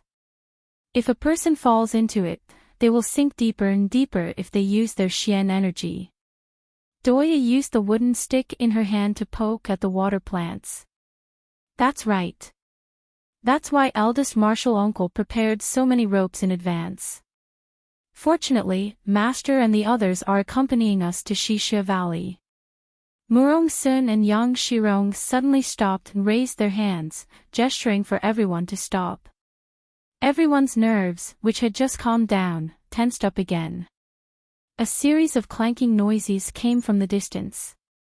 Occasionally, it was mixed with the sound of mystic energy flowing and the crowd's shouts. Murong Sun and Yang Shirong jumped onto the tangled branches that extended diagonally to the left and right and carefully looked at the source of the noise. There's a group of people over there. They seem to have encountered quite a bit of trouble.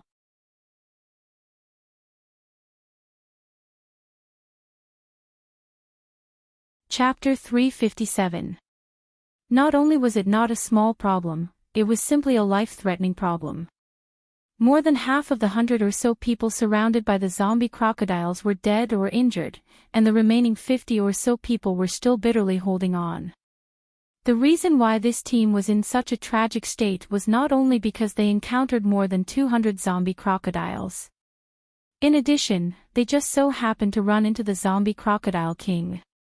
Oh my goodness, the zombie crocodile king was the size of a small mound when it laid there. Its entire body was covered in lumps, and it revealed a mouthful of eerie, conical fangs when it opened its mouth. There weren't many mystic cultivators in the team, only about 20 people. How could those ordinary guards withstand the attacks of the zombie crocodiles? They became delicious food for the zombie crocodiles in minutes. Be careful, Princess Mi. Just as a small zombie crocodile was about to bite Xiao Mi's leg, a youth rushed out from the side and hurriedly brandished his mystic energy, repelling the zombie crocodile. On the other side, a youth in a brocade robe with a grave and stern face slightly spat out his 3-foot-long sword and took the zombie crocodile's head. A white light flashed, and an ugly zombie crocodile's head was severed and flew high into the air. TSK, Bailey Shi, look at you. You're so violent that those zombie crocodiles don't dare to approach you. The youth who spoke was about the same age as Bailey Shi, about 17 or 18 years old, and was dressed in indigo robes. Brother Chia, Brother Chia, Brother Chia. Bailey Shi, your cousin is calling you, the youth in indigo robes said with a mischievous smile. Don't talk nonsense. TSK. Bad temper. Even if you don't like to talk, I don't like to talk either. The youth in indigo robes stopped, and his gaze followed the cluster of withered branches. He curled his lips and laughed loudly. Hey, friends over there, can you come out and help? If we can't hold on, those big things won't recognize you as relatives and will still run to your place to bite you. Murong Sun knitted her brows. The path ahead was a path they had to pass through, so they definitely could not go around it. Master, let's not go. Wait until they're almost done fighting, then we'll go and finish off 2 more strikes to collect the supplies. The little stoic's icy voice involuntarily made the 3 peak masters and all the senior sisters twitch their mouths. Even the 2 handsome youths fighting couldn't resist looking back. Could this be the legendary looting a burning house? Friend, it's not nice of you to do this. The 2 youths couldn't clearly see who was hiding at the other end of the wetland. They only sensed that there were quite a number of people in that group, and there were a few particularly tyrannical auras among them. You're kind. You're in the same team, yet you don't care about the life and death of your teammates. Why should others help you? Arbor sneered. The 2 youths were clearly handling the corpse crocodiles with ease, but they were lazy, waiting for the corpse crocodiles to pounce on them before slashing with their swords. Those corpse crocodiles weren't stupid either. They had a bit of intelligence. Seeing that the 2 youths were tough to chew on, they all ran over to attack the other ordinary guards in the group. This resulted in the death of more than half of the entire team. Since they didn't care about the lives of their subordinates, why should they, as outsiders, meddle in other people's business? It wasn't like they had nothing better to do. TSK, judging from your voice, you're young, but your words are icy and unreasonable. You must be a little girl with mediocre looks. Just as Wei Nanfeng finished speaking with a mischievous grin, he saw a beam of red flames shooting towards his mouth.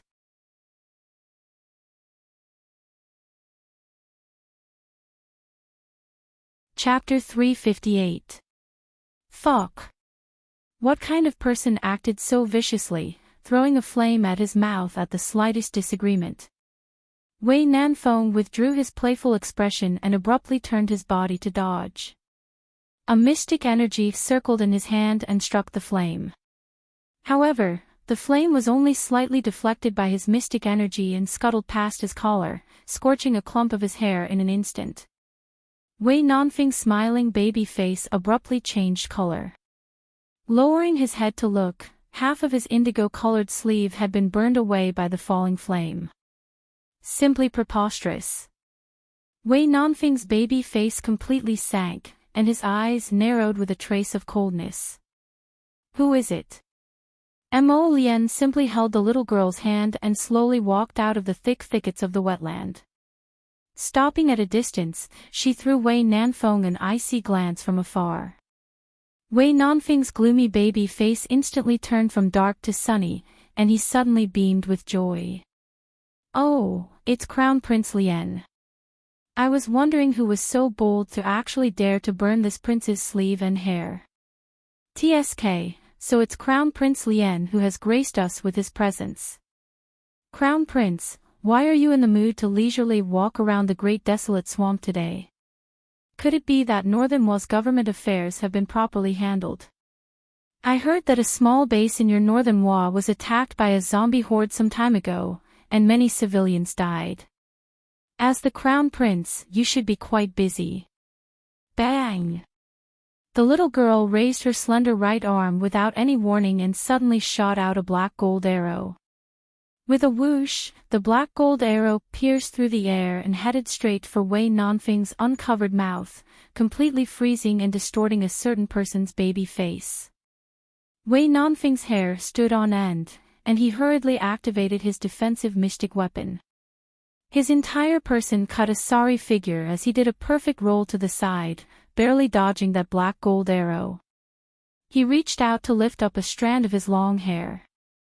Just as he was about to shout, he heard a buzzing sound from behind his head. It was so close that all the hair on his body stood up. Fuck! This arrow can turn. It's coming again. Bailey Sheets suddenly made his move. His grave and stern face was expressionless as he clamped the buzzing black gold arrow between his two fingers. He was able to clamp the black gold arrow with just the strength of 2 fingers. When this ability was revealed, everyone present revealed shocked expressions. The little stoic raised her voice slightly and shouted coldly, "If you dare break it, I'll have you die." As soon as he finished speaking, the profound energy in his entire body increased explosively. As his black hair fluttered, his entire body leaped high into the air and flew onto a horizontal branch. A circle of talismans suddenly appeared around his body. The profound guiding talisman array was a new talisman array that she had just learned. Within 15 minutes, it could completely absorb the profound energy between heaven and earth into one's body in an endless stream to replenish one's rapidly depleted profound energy. Wei Nanfeng slightly opened his mouth, his baby face was filled with disbelief. What did he see? This cold little girl with picturesque features and jade-like skin was no more than 12 or 13 years old. She actually used a talisman array as soon as she made a move. Could she be Talisman Master? Bailey, she replied expressionlessly, but he loosened his grip, allowing that black gold arrow to fly back to the little girl's side with a whoosh. Arbor reached out to catch it and carefully examined it. Upon seeing that it was undamaged, she coldly glared at Bailey Shi and slowly withdrew the profound guiding talisman array around her body. Mo Lian lightly leaped to the little girl's side and carried her down with a grin, patting her head. Wei Nanfeng opened his mouth and only asked after a while, "Little girl, I don't think I have any grievances with you. Why are you so ruthless in your first move? You're not allowed to talk about him. Arbor turned her small head and glared at him coldly.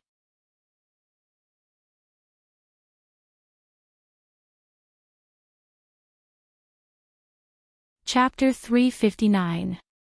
The Crown Prince stared blankly, then his brows slightly curved as he laughed softly.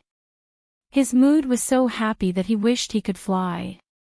If it weren't for Jojo's honorable master glaring at him from the side, he would have picked up the little fellow and fiercely kissed her stoic little face. However, in the next second, the Crown Prince was met with Wei Nanfeng's 100,000 cannon fire. You still have the freaking face to laugh. I almost died. Who asked you to offend my Jojo? Serves you right. The Crown Prince lightly snorted as he held on to Arbor's small hand and walked around them. Arbor slightly wrinkled her brows as she coldly glanced at Wei Nanfeng and Bailey Shi. Seeming to have sensed something, she lifted her eyes to look at Prince Mo. These two people of inferior character are both your friends? She now recalled that Wei Nanfeng's tone of voice just now was more of mockery and not sarcasm. To be able to use such a familiar tone to speak to the Crown Prince, they were naturally friends. Furthermore, Wei Nanfeng also referred to himself as this prince, so he must be a dignitary from some country. Without a doubt, they were friends. Mo Lien lowered his head to meet the little fellow's cold gaze. His smiling face suddenly froze as his heart inexplicably thumped. Wei Nanfeng immediately grinned from ear to ear as he moved forward. What do you mean by inferior character? Of course. Little fellow, you've really insulted the wrong person. I'm good friends with your Lien Gij. We won't get to know each other unless we fight, we'll be friends from now on. The Crown Prince's heart skipped a beat. He practically wanted to immediately stop him from continuing to speak, but Wei Nanfeng quickly finished speaking. Who's your friend? Arbor fiercely pulled her small hand out of the Crown Prince's palm and turned to face Wei Nanfeng's handsome face. Raising her hand, she fiercely struck him with a wave of mystic energy, forcing him to retreat. I, Arbor, have never had any friends. No friends. The little girl's angry shout, coupled with her cold and murderous gaze, seemed to be swearing an oath to the heavens. In an instant, everyone present was petrified into statues. The word friend was a hurdle in her heart that she couldn't get over. It was like using a sharp dagger to fiercely stab her heart. She hated hearing the word friend the most. Didn't like it. You, who are you? How dare you use such an attitude to yell at my brother Ro? Xiao Mu's extremely ferocious gaze that was brimming with sternness instantly shut the mouth of a sweet 16-year-old girl who was rushing over. Jojo. The Crown Prince suddenly felt that his voice was slightly dry. He reached out in a panic to grab her small hand, but in the next second, she mercilessly slapped his hand away. At that moment, the Crown Prince felt as if the sky was about to fall. He didn't feel pain in his hand, but he felt pain in his heart. For the first time in 18 years, he felt flustered and helpless, and even a little baffled. Why did this happen? Why was it like this? He was fine just a moment ago. He had finally managed to break a little of this little fellow's shell, but in the blink of an eye, she had wrapped herself up again, not allowing anyone to step even half an inch into her territory. You're all cut from the same cloth. Arbor coldly glanced at them. In the hearts of these bigwigs, everyone other than them was an ant. However, the bottom line that Arbor guarded in his heart was, at least when we're teammates, we can fight side by side and die together, but we absolutely won't stab each other in the back. How can you have the face to say that you're my, Arbor's, friend? Scram immediately. Arbor then pattered to Master Murong Sun's side. Master, let's go. We're not on the same side as them.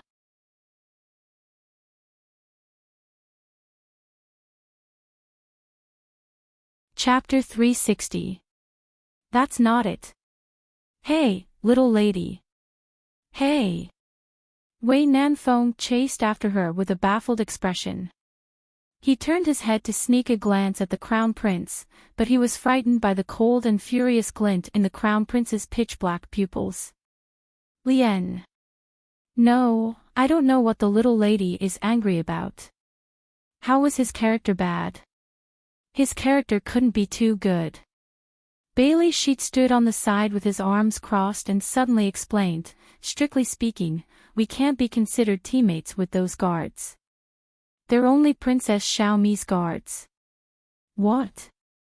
The little lady is angry with Lien because of those little guards that died. Just now, he and Bailey Shi indeed didn't try their best to slaughter those zombie crocodiles. They were just playing around with those little things in a joking manner. The little guards' deaths couldn't be blamed on them, right? Xiaomi insisted on bringing so many normal guards with her on this trip. He already told her that normal guards were useless. How could she blame him and Bailey Shi for this? Who exactly was protecting who? As masters, was there a need for them to protect a few weakling guards? Don't follow me. Mo Lien vented her anger on the two of them and hastily followed the holy water sect's departing group. Wei Nanfeng's baby face also darkened. How could he not follow? There was only this one path out of the great swamp. Soon after, the holy water sect's group slaughtered their way into the zombie crocodile horde, sweeping everything before them as if they were chopping vegetables. Mo Lien followed and ferociously struck the zombie crocodile king with her purple flames, venting her stifled and agitated emotions. The zombie crocodile king that was still incomparably ferocious immediately shriveled up under the flames like a ball that was suffocating. Jojo. Mo Lien hastily went up to explain, but before she could get close, Su Shanshan blocked her with a cold expression. Young Master Mo, little junior sister's mood might not be very good right now. You should not disturb her for now. Su Shanshan's expression was slightly displeased as she extended her hand to block Mo Lien's path. Senior sister, Young Master Mo, don't say any more. You should walk a bit further away with your friends. I feel that junior sister doesn't really want to see you guys right now. Su Shanshan's sword hilt rudely pushed Mo Lien lightly. With this push, Mo Lien felt like she was 10,000 steps away. Little junior sister was so sensible that it made one's heart ache. Even so, they still made her unhappy. Su Shanshan and the other senior sisters immediately lost their good impression of Prince Mo. Master, I once had a team. The little stoic crouched next to a patch of aquatic plants that had been completely dyed muddy by blood. She held a branch in one hand and subconsciously poked at the mud on the wetland. There are body cultivators, mystic cultivators, superhumans, and normal people. Every one of them is very useful. Even if they are just ordinary people, they are all working hard for this team. Later, the environment became worse and worse, and survival became more and more difficult. Everyone slowly died, and in the end, only me and a teammate were left. The little stoic suddenly smiled. However, Murong Sun felt that her disciple was better off not smiling. This smile was too desolate. Her eyes were filled with a black fog, and she could not see any light or hope. At least when we're teammates, we shouldn't stab each other in the back. We should support each other, right? The little stoic suddenly cried. Murong Sun had never seen such a sorrowful expression on the stoic's face. Seeing her disciple's tears fall down in strings, Murong Sun's heart ached to the extreme.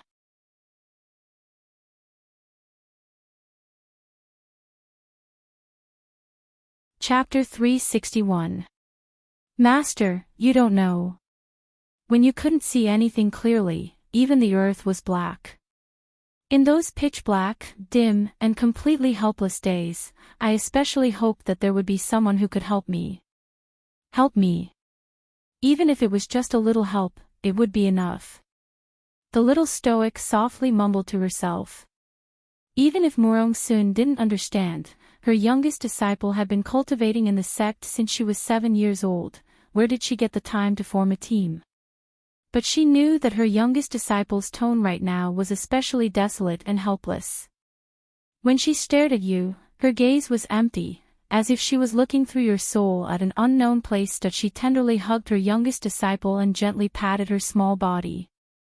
Silly child, it's all in the past. Everything is in the past. You still have Master. Master will definitely accompany you. Don't worry, Master will skin whoever dares to bully you. I definitely won't be polite to them. Mo Lien, who was blocked in the distance, dazedly stared at the small figure crouching by the aquatic plants. She cried. He actually angered her to tears. 2 streaks of sparkling and translucent tear stains actually hung on her small, stoic face that had always been expressionless. Mo Lien felt like he was struck by lightning. He stood there dumbstruck, not even noticing that his fingers had turned blue from clenching them so hard that they were about to break. He was about to hate himself to death. Right now, there were only 5 words echoing in his mind: forward. Work. Done. Up. Up. He previously worked so hard and worked so hard for so long before he finally tore open a small hole in the little fellow's impenetrable heart. But now, she had completely shrunk back inside. She was like a small quail that wrapped herself up tightly again, not revealing a trace of wind and not allowing anyone to look at her. Just like back then, when she was calmly killing people by the quagmire with a wooden expression and turned around to apathetically glance at him, that he couldn't accept this. As soon as he recalled her apathetic gaze that completely ignored him and her expression that was like a pool of stagnant water in a barren desert, he completely couldn't accept the reality that he was about to face. Wasn't it enough that he admitted his mistake? Why was it like this? Everything was fine just now. No, he had to talk to her. He had to make things clear to her immediately. He wasn't a silk pants like Wei Nanfeng. She didn't like him befriending someone like Wei Nanfeng, so their friendship was over. Jojo. Mo Lien's figure flashed, and she was about to rush to Arbor's side. Shueshao was furious. She pulled out her sword and pointed it at him. What are you doing? I told you not to come over. Do you think my junior sister is not sad enough? Get lost. I want to talk to Jojo. Mo Lien's pitch-black phoenix eyes flashed slightly, and a few purple flames suddenly rose from her fingertips as she angrily roared. Crown Prince. Bailey Sheik appeared in front of him in a flash and reached out to block him. Think carefully. If you make a move, you won't be able to turn back. With the little girl's eagerness to protect her sect, if they really did something to her sect, would they be able to turn back? Mo Lien stood there in a daze. His eyes stared straight at the little girl's little face that had turned her head around. There was still a drop of lustrous tear on her little face. The little girl's expression was ice-cold as she stared at him. In that pair of eyes, there was indeed no warmth. He couldn't accept it, he couldn't accept it. How could he go back to the past like this? He had worked so hard, wanting her to accept him. The purple flames on her fingertips slowly dimmed. Mo Lien stared blankly at the little girl and muttered to herself, Jojo, you can try to understand me a little more.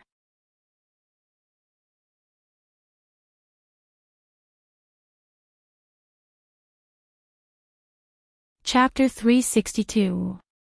After a day and a half, everyone successfully left the Great Swamp. Perhaps it was because the group became serious later on that their firepower was too fierce or something else, but the zombie crocodiles they encountered later were all taken care of in a matter of minutes, and there were no more casualties. After exiting the Great Swamp, the closest place to rest was a desolate and dilapidated village. At the entrance of the village was a dilapidated tea house made of straw. There were many dilapidated tables and stools placed outside, but they were still barely usable. When Murong Sun led the group over, the curtains of the tattered mat inside the tea house just happened to be lifted from the inside. As soon as they met, they were three burly men with their sleeves rolled up high, revealing their strong muscles. They were all covered in dirt. When the leader noticed Murong Sun alone, he revealed his yellowed teeth and chuckled. "Oh my, second brother, third brother, I didn't expect there to be a fat sheep in this dilapidated village. We can capture them and send them to Black City together with the goods inside." When the group of Holy Water sect disciples silently walked up and drew their swords, the burly man revealed a dumbfounded expression again. These young ladies could not be mentioned in the same breath as the goods inside, but they looked like they were not to be trifled with. When the leader looked up, he finally discovered that there was another group of 50 or so people following behind the young ladies. He was instantly terrified. The three burly men knelt on the ground with a plop and wailed pitifully, "Great aunt, please spare our lives. We were blind and offended your esteemed guests." "Hey, miss, wait." Seeing Arbor walk into the dilapidated tea house without a word, the burly man cried out in alarm. "You are the villagers here?" Murong Sun asked coldly. "And no. We just passed by and stopped here to rest." The burly man's eyes flickered. Arbor quickly walked out of the tea house, her stoic face brimming with killing intent. Without any explanation, he snatched the sword from a senior sister's hand and slashed it over. The long and flat head flew high into the air and was turned into a bloody mist by a terrifying profound energy in the air, which sprinkled down. The other two burly men nearly peed their pants in fright. Their bodies trembled as they shrieked in a distorted voice, "What are you doing? Slaughtering pigs. Can't you see?" The little girl said coldly. "Those inside are your cows and sheep. And all of you are nothing but pigs in my eyes. In this world, if you don't want to be a pig, if you don't want to be a cow or a sheep, then you should become stronger. However, you won't have another chance in this lifetime." As soon as he finished speaking, he sliced off a head with his sword, mercilessly taking the lives of the other two. "Little girl, when are you going to stop messing around?" Wei Nanfeng's face was slightly hot. It couldn't be said that he wasn't shocked in his heart, but he was more angry out of humiliation. This little girl who killed decisively was truly terrifying. When she did not speak, almost no one dared to speak. The atmosphere was so oppressive that it was unbearable. Along the way, even the restless Xiaomi stopped making a fuss and kept her mouth shut. Arbor coldly glanced at him. Wei Nanfeng could not describe what he felt from that gaze. It was so dark that not a single ray of light could be seen. Wei Nanfeng was a bit discouraged. He irritably raked his hair and said, "Fine, fine, just take it that Bailey and I were wrong. We shouldn't disregard the lives of our teammates. We know we were wrong, okay? But all of this has nothing to do with Crown Prince Lien. Can you not take your anger out on him for no reason?" "Shut up." The Crown Prince suddenly rebuked angrily. The oval-faced girl standing next to Bailey, she did not even dare to breathe loudly. She felt like there was a rock pressing down on her heart. It was unbearable.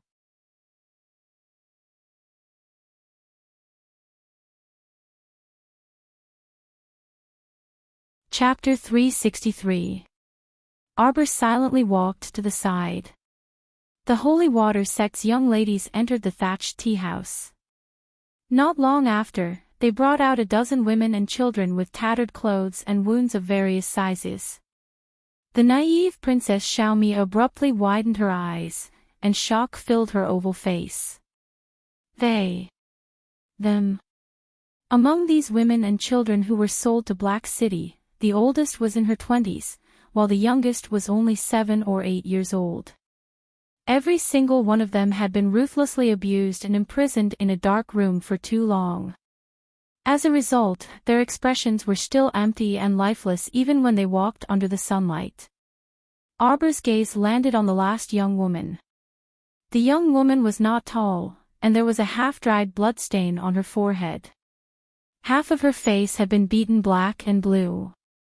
Something was wrapped in a piece of moldy rag, and she held it tightly in her arms. Just as the two senior sisters were about to approach, they were stopped by Arbor.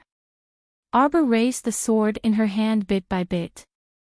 She felt that this ordinary sword was as heavy as 1,000 catties. "What are you doing?" Xiaomi furrowed her brows and shouted angrily, "Are you addicted to killing people?" "Shut up." Not only did Mo Lian yell at her, but Bailey Shi and Wei Nanfeng also yelled at her in unison.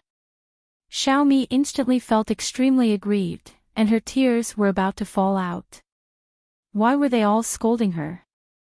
"Sorry," Arbor coldly muttered. The young woman seemed to have sensed something and suddenly loosened the moldy rag in her hand.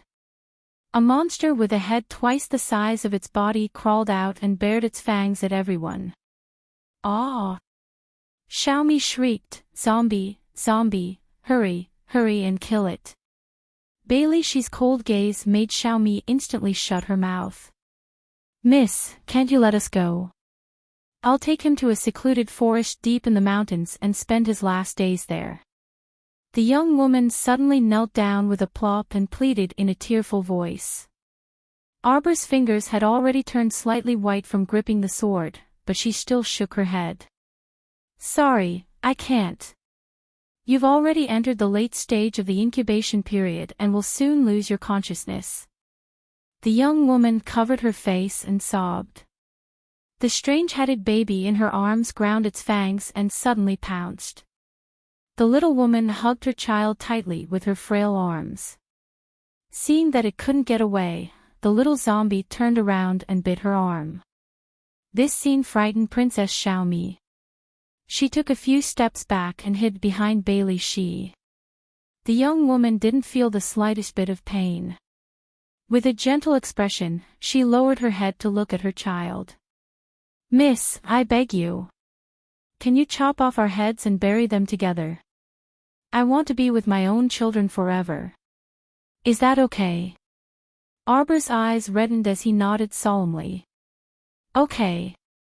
I wish you all good fortune and good health in your next life." A cold glint flashed across the 3-foot-long green peak that flew into the air. Under the illumination of the noon sun, there wasn't the slightest bit of warmth. Mo Lian found the little fellow on a small slope outside the village. At that time, she was standing there with her back to him. Her fingertips were resting on a thin leaf, and she was playing a sad tune that he had never heard before. Like the Zhuling residence above, like the gate of grief below. Transcending the difficulties of the 3 realms, passing through the primitive bricks. After the tune ended, she stood there for a long time without turning her head. Until the sun set in the west and the curtain of night faintly shrouded, she stood there motionless like a statue. Mo Lian's heart was so stifled that it was about to explode. He could no longer restrain his explosive emotions. His figure flashed, and he quickly landed beside her.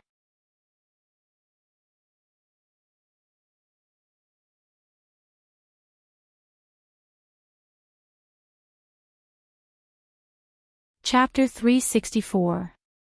Her small body that was almost cold from the night breeze suddenly fell into a warm embrace. Arbor was about to move when his low voice sounded in her ear. "Don't move, Jojo, don't move. Don't push me away again. Jojo. Tell me, where did I go wrong? If you tell me to change, I'll change right away. Don't be like this, Qiao Qiao. Don't be so depressed. Don't be like this, Qiao Qiao, Qiao Qiao." His head was buried in her black hair, stubbornly hugging her and not letting go. Qiao Mu turned around with some difficulty, but before she could raise her head to look at him, her small head was hugged by his hand and tightly pressed into his chest. Jojo, it's my fault. I made you cry.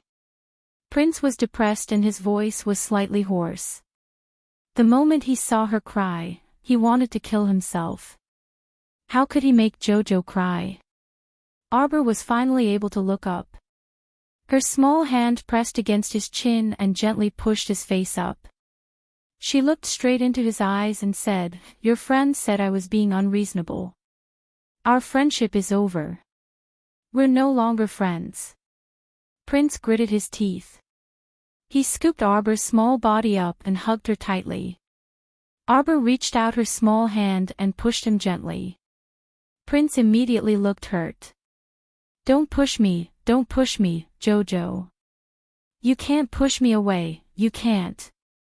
When she resolutely pushed his hand away, he really felt that his heart was about to stop and his breathing wasn't smooth. "Don't push him away, Jojo, don't." Arbor held it in for a long time. Her small face was red. "I can't breathe." Crown Prince looked down and thought, "Oh, so Jojo pushed me a little further away because she wanted to get some fresh air." The youth subconsciously loosened his arms and loosened his grip on her. When I saw your two friends disregard the lives of their teammates, I thought of some bad things. I didn't control my emotions well. I was a little out of control and even took my anger out on you."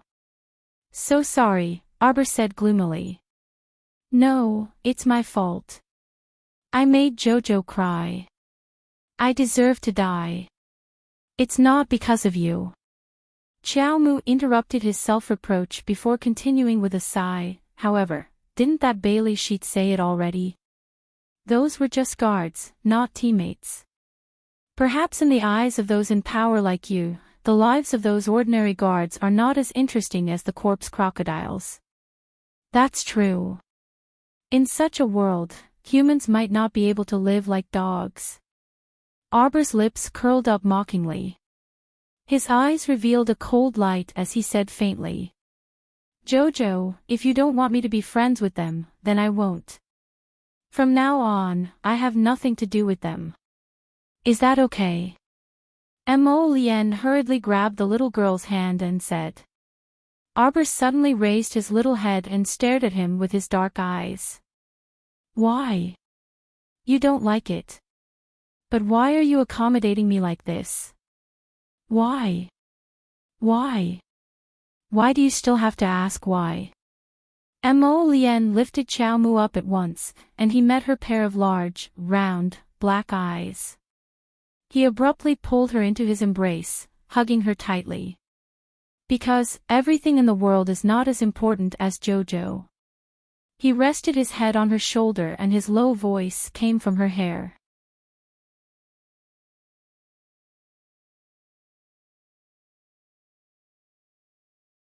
Chapter 365. Arbor looked at him seriously. "It's not good for you to be like this. You've become used to giving in to me. I'll become more willful in front of you." She calmed down and thought about it carefully. Why was she angry at him for no reason? It was because she didn't like the lousy teammates he had. She couldn't throw a tantrum at him just because she didn't like his friends. This was obviously inappropriate. But what was the reason? It was all because he had spoiled her. She should swallow the bitter fruit of her own spoiling. Xiao Mu lowered her head and reached out to touch her fingers. Mo Lien lifted her chin and looked at her seriously. "Jojo, I don't think Jojo is willful at all." Instead, he felt that this little rascal's heart was deeply suppressed, as if she had a stomach full of secrets that couldn't be stripped away. Arbor looked at him quickly and then lowered her head again. Mo Lien set her down and circled his arms around her body. He lowered his head to plant a soft and gentle kiss on her forehead. "It's just that, whether you hit me or bite me in the future, don't throw my hand away again, all right?" At that moment, he was really flustered. He was so flustered that he couldn't tell north from south. Her small and soft hand placed in his and pressed his fingers. "Okay. Mo Lien laughed in a low voice. In the past, this word could kill a conversation, but today, it was especially pleasing to the ear. Mo Lien. Prince's heart skipped a beat. He sat down with the little girl in his arms and looked down at her. Go on. We can't change this dark world. We can't change anyone. But I always think that if we're in the same team, we should trust each other more. Sometimes, maybe it's just a small gesture, but it's enough to let a pitiful person in the endless abyss see a ray of light. Just like me at that time. Giving up on a teammate is tantamount to betrayal. It's just like that, it's nothing. Okay. Mo Lien folded his arms and looked down at her. Jojo, try to trust me completely, okay? No matter how this world changes, I'll give up everything, but I won't give up on Jojo, okay? I will never betray Jojo. Arbor turned his little face and looked at him seriously for a while. His little head paused slightly. Mo Lien couldn't help but burst with joy. As long as his Jojo was willing to try, even if she was covered in 1,000-year-old ice and 10,000-year-old frost, he would spare no effort to break it open little by little, so that she could truly walk out of it. Arbor arched his body in his arms and stretched out his hand to yawn. He hadn't slept for 2 days and 1 night, and he had spent so much energy along the way. His little body was really tired. Go to sleep. I'll stay here with you. How did you find this place? The little girl asked, half awake. You didn't hit my senior sister, did you? No. They hit me. Mo Lien pinched her little hand, feeling wronged. Oh.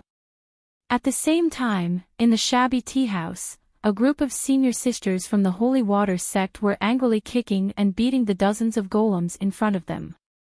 These golems were all 10th level body cultivators and above, but they didn't fight with them. They didn't react no matter how they kicked or hit them. They just pestered them endlessly and refused to let them leave the thatched hut.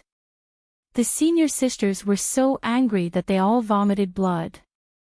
They beat them until their arms and hands hurt, but these golems didn't hurt at all.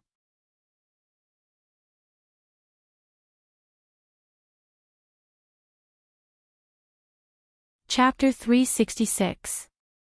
When the 3 peak masters returned from inspecting the vicinity, they saw their disciples fighting with the golems. It had to be said that it was a bit funny. The group of Holy Water sect disciples sullenly fought with the golems and kept swinging their hands as they beat them up. Their hands freaking hurt. Bailey Shi, Wei Nanfeng, and the others were sitting outside and watching as if they were watching a show. There was no danger, but the group of girls were flushed with anger. Who did this? Murong Sun pulled out a golem. That wooden fellow hugged her back and didn't fight with her. She could beat him up however she wanted. He just pestered her endlessly and wouldn't let go. It's young Master Mo, Su Shanshan said in exasperation and amusement. We didn't let him go find little junior sister, so he used this kind of vicious move. Murong Sun flicked the golem's head, but before she could kick it, the golem suddenly stopped moving. Murong Sun turned around and saw that the other golems had also stopped moving. Fuck! Chang Yushi angrily kicked the golem in front of her. Why did it stop? Murong Sun was also speechless, but she had broad horizons, so she naturally knew more than the disciples. These golems need to be supported by spirit stones, so they probably ran out of spirit stones. But speaking of which, that damn punk was quite generous to be able to take out so many golems at once to deal with them. Master, I'll go wring that punk's head off. The hot-tempered Shuashao angrily said. Forget it, let him do as he pleases. Murong Sun shook her head. The damn punk was quite attentive to her youngest disciple. It would be good to have him persuade the little girl so that she wouldn't be left alone all the time. Her heart ached just looking at her. Peak Master Murong, after leaving this village, we can reach Shuang City near Shixia Valley after walking on the official road for about 10 days. Since it's still early, we can recuperate in the city for 4 to 5 days. How about this Highness be the host? There was only one city within a radius of 1,000 feet, so it could be imagined how lively it was inside.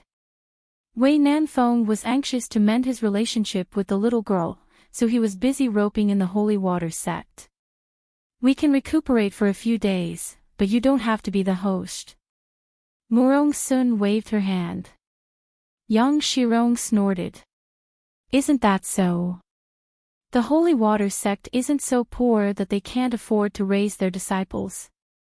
If we're not on the same side, we won't be able to walk together no matter what. You better save your breath. It's best if you take your team and scram now.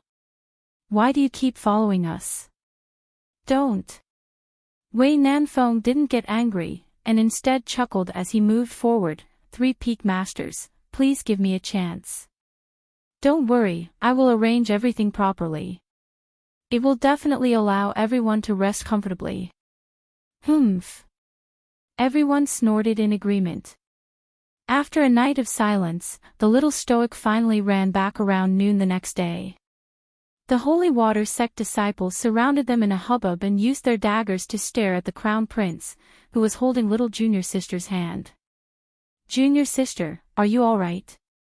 The little stoic shook her head. I've made senior sisters worry. Silly girl. As long as you're happy, nothing else matters. Su Shanshan raised her hand and patted her head. Murong Sun walked over and irritably glared at the crown prince. Put away your golem. Mechanical puppet. The little stoic raised her head and looked at the crown prince in confusion. The crown prince squeezed her small hand and looked back innocently. I didn't do anything, but I was ganged up on by your senior sisters.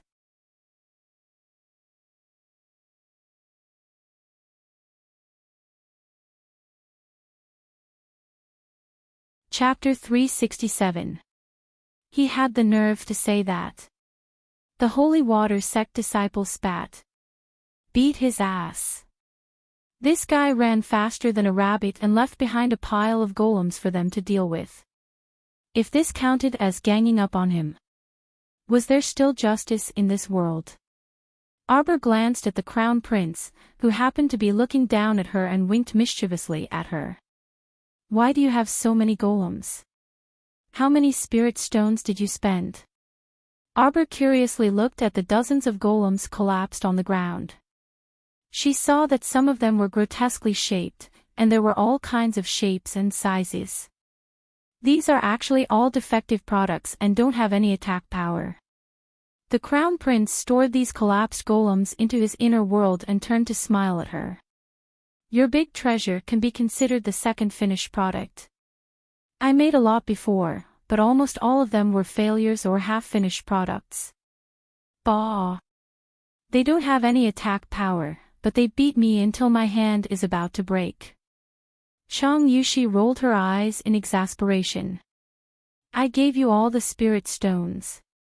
I don't have any spirit stones. So it was only enough to stall the senior sisters for a while.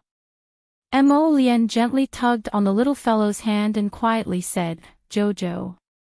If the senior sisters beat me up, you'll save me, right?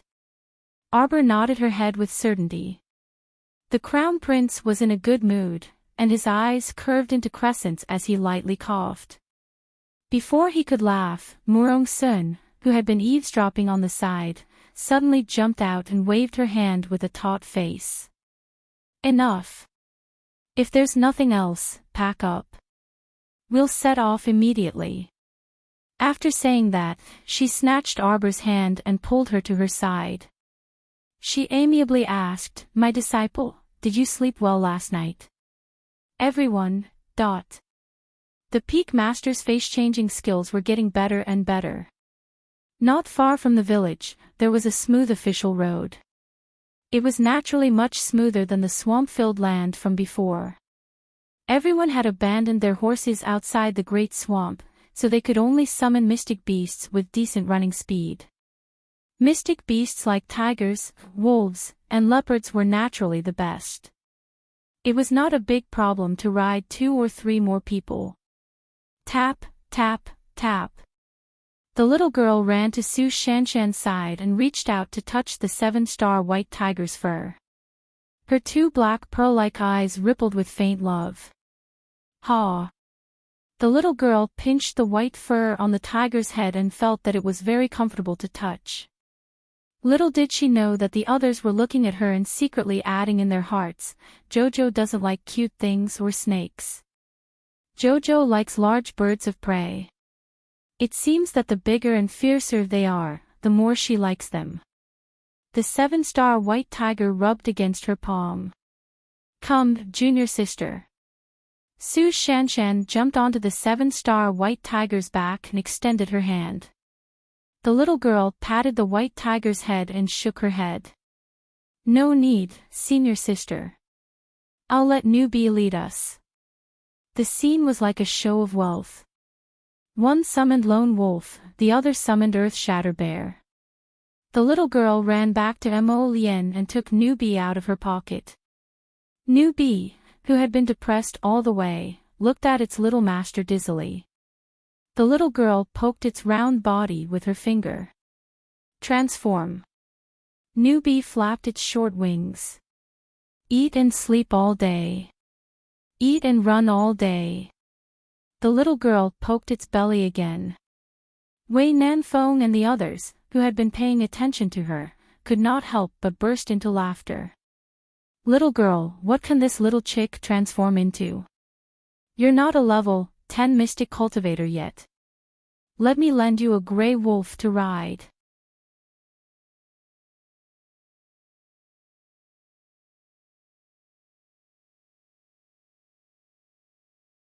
Chapter 368.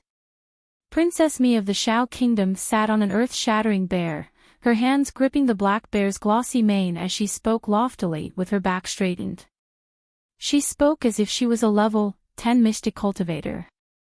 In reality, the black bear Princess Mi was sitting on didn't belong to her. It belonged to her personal bodyguard, Gong Sun Yang.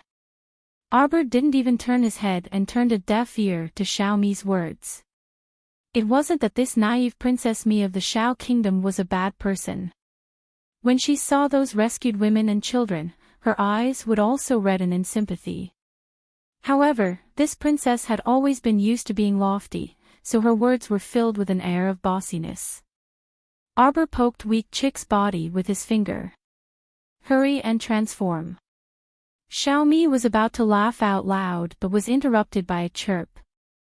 Her mouth gaped open in shock. The little chick in Xiao Mu's arms flapped its short wings and flew into the air.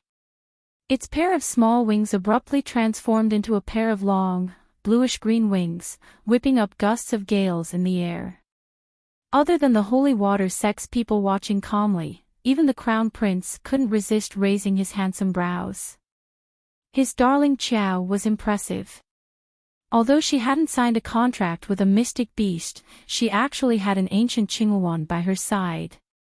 At this moment, Wei Nanfeng's jaw dropped. A trace of astonishment flashed across Bai Lixi's expressionless face. Xiao Mi was even more shocked as she looked at the large cyan blue bird circling in the sky. For a moment, she didn't know what to say. Why do you have a mystic beast? Xiao Mi stared at Arbor in astonishment for a moment before shaking her head and saying, impossible. The law states that no mystic cultivator below level 10 can form a contract with a mystic beast. This is Mo Kingdom's Crown Prince's mystic beast, right? Arbor ignored her and was in no mood to explain other people's doubts. He beckoned to a certain bird that was still circling in the air. Come down. Qinghuan flapped its wings and swooped down with a whoosh, scaring Xiao Mi, who was sitting on the black bear's back. Her body tilted and she nearly rolled off the bear's back. Princess. The young bodyguard, Gong Sun Yang, hastily rushed forward to support her. You're not allowed to cause trouble. Arbor shouted in annoyance. Qinghuan quickly flapped its wings and landed in front of her obediently, looking at her with its cute little eyes. Acting cute my ass. Arbor endured a fist that was about to land on its head. With a light leap, it was already on Qinghuan's back. In a flash, Mo Lien stood beside the little girl. She smiled and held her little hand. Jojo, give me a ride. Get down here, you stinking brat. Way something wind has lone wolf. Hurry and go. Murong Sun shouted as she rolled up her sleeves. Baby, run. Your master is here. Mo Lien pulled Arbor's little hand. Before Arbor could speak, the cyan phoenix suddenly spread its wings and flew into the sky. With a whoosh, it spread its wings and flew up. In the blink of an eye, it had reached the horizon. This speed was too fast for the people below to catch up. Stinking brat, get back here. Wei Nanfeng's feeble voice was mixed in with Murong Sun's incessant scolding. Senior Murong, this junior's name is Wei Nanfeng. Shut up. Murong Sun grumpily shouted. Her figure flashed and nimbly mounted Su Shanshan's 7-star white tiger. Shanshan, your little junior sister was kidnapped. Hurry and chase after her. Su Shanshan, Arbor and Mo Lien rode Qinghuan and flew in front, stopping from time to wait for their master's group. It was not until 10 days later that the group noisily arrived at the foot of Shuang City. From afar, they saw a troop of tribal cavalry slaughtering the screaming and fleeing commoners outside the city gates. Today ends at 5 p.m. See you tomorrow.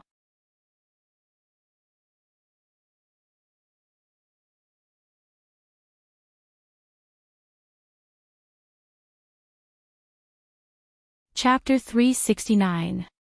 Awe. Under the trampling of the steeds' iron hooves, several old and frail people were trampled to death. Their chests were flattened, and blood splattered everywhere. Cries filled the air, and the city gate was in a mess. At the same time, the soldiers on the city gate tower gripped their bows until their hands turned slightly blue, and they stood in formation with unsightly expressions.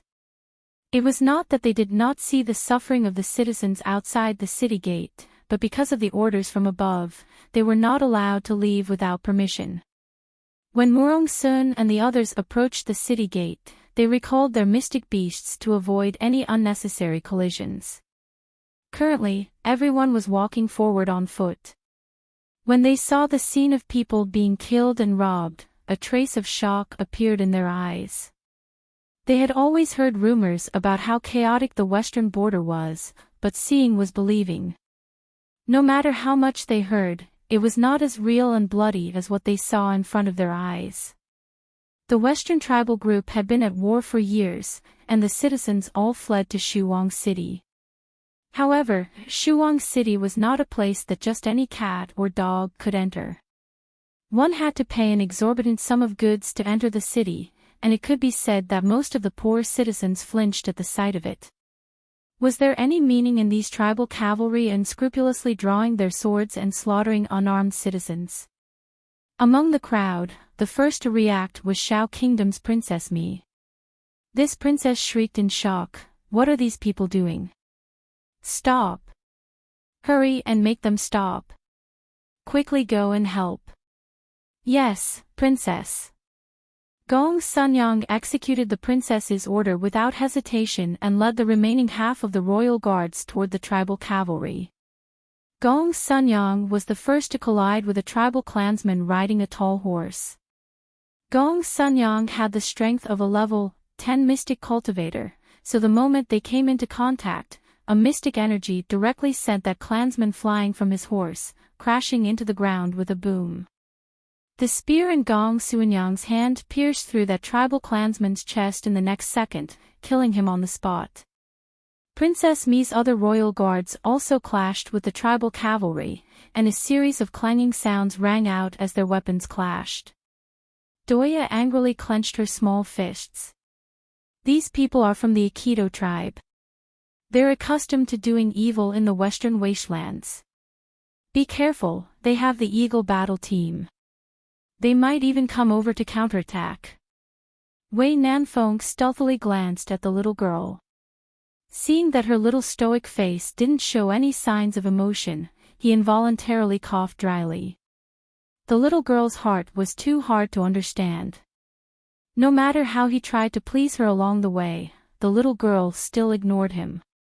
Mo Lian, this inhumane person, always wanted to end their friendship. It was simply indescribable. At this moment, Princess Xiaomi was bursting with a sense of justice as she stepped forward to stop the massacre. However, the little girl didn't have any reaction at all. If they don't dare to resist, then even if we save them now, they won't be able to survive for long in the wilderness, Mo Lian said indifferently. The little stoic's silent eyes suddenly brightened. He understood. That's right, that's the logic. Princess Mi's kindness could not be of much use at this moment. This was because most of the people lining up outside the city were young and strong.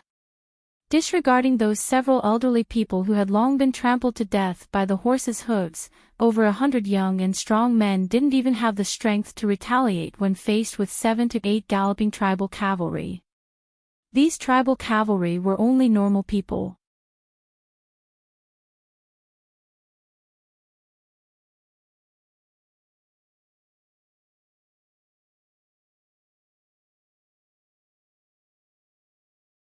Chapter 370. Unlike those rescued women and children, they indeed didn't have the ability to fight back when facing a few burly human traffickers. However, these young and strong men in front of him could obviously fight back and save themselves, but they blindly scattered and fled, and were finally caught up and killed on the spot.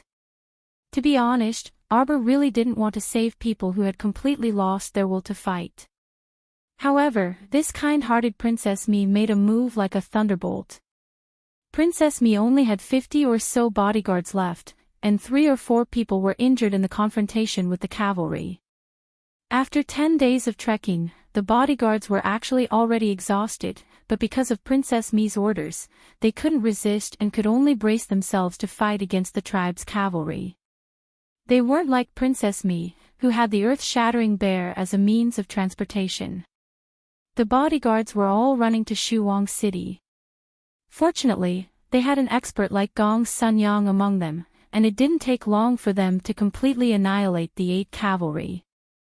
However, before they could catch their breath, waves of eagle cries came from the distant horizon. Doya clenched her hands, and her expression changed slightly. The eagle battle squad of the Aikido tribe is here. On the city gate tower, a middle-aged general with an ugly expression quickly walked forward. Holding onto the city gate railing, the general raised his head to look at the eagle battle squad flying over from afar, and cursed angrily, "Who are those people below? They actually attracted the eagle battle squad of the Aikido tribe. Simply bastards," quickly informed City Lord Luge. "General, what should we do now?" "Don't worry about anything. As long as they don't endanger Shuang City's gate, let them fight." The middle-aged general sneered, and raised his head to look at the pitch-black eagle battle squad flying over. There were a total of 12 eagles in the battle squad, and there were 2 to 3 people standing on each eagle's back. As they approached Shuang City's gate, the people on the eagle's back began to throw sharpened bamboo towards the crowd below. Swoosh swoosh. The wind blew past their ears. One of Princess Mi's bodyguards couldn't escape in time, and his left shoulder was pierced by a sharp bamboo falling from the sky. He let out a blood-curdling scream and fell to the ground. Following that, he was once again pierced in the waist and head by several sharp bamboo, and died on the spot. Preposterous. Mo Lian pulled the little girl into his arms. He flicked his sleeves and pushed aside a few sharp bamboos. His handsome face sank all of a sudden. "Are you all right?" He lowered his head and caressed the little girl's face. "Arbor, what can happen to me? A bunch of blind barbarians. Young Shirong threw the bamboo to the side and scolded angrily. Ah! Princess Mi was suddenly pressed to the ground by Gong Sanyang. She felt a faint pain on her scalp as a bamboo stick whizzed past. Damned bastards! Princess Mi said angrily, what are these city guards doing? Why aren't they opening the city gates? I'm going to ask my father to send troops to kill them. Save it, princess. Wei Nanfeng sneered, at this time, the city guards will only sit on the mountain and watch the tigers fight. Why would they open the city gates? Damn it. Even with our status, we can't make him open the city gate. Princess Mi crawled up and clenched her fists fiercely. She felt that her entire body had been dirted the moment she laid down. Right now, her eyes were no longer her eyes, her nose was no longer her nose. She only felt uncomfortable all over. Please, princess. You are the princess of Southern Shao Kingdom. I am the prince of Northern Wei. I don't have anything to do with this Western territory. How can we let them open the city gates in this kind of situation, tell me? Ah! Xiaomi screamed.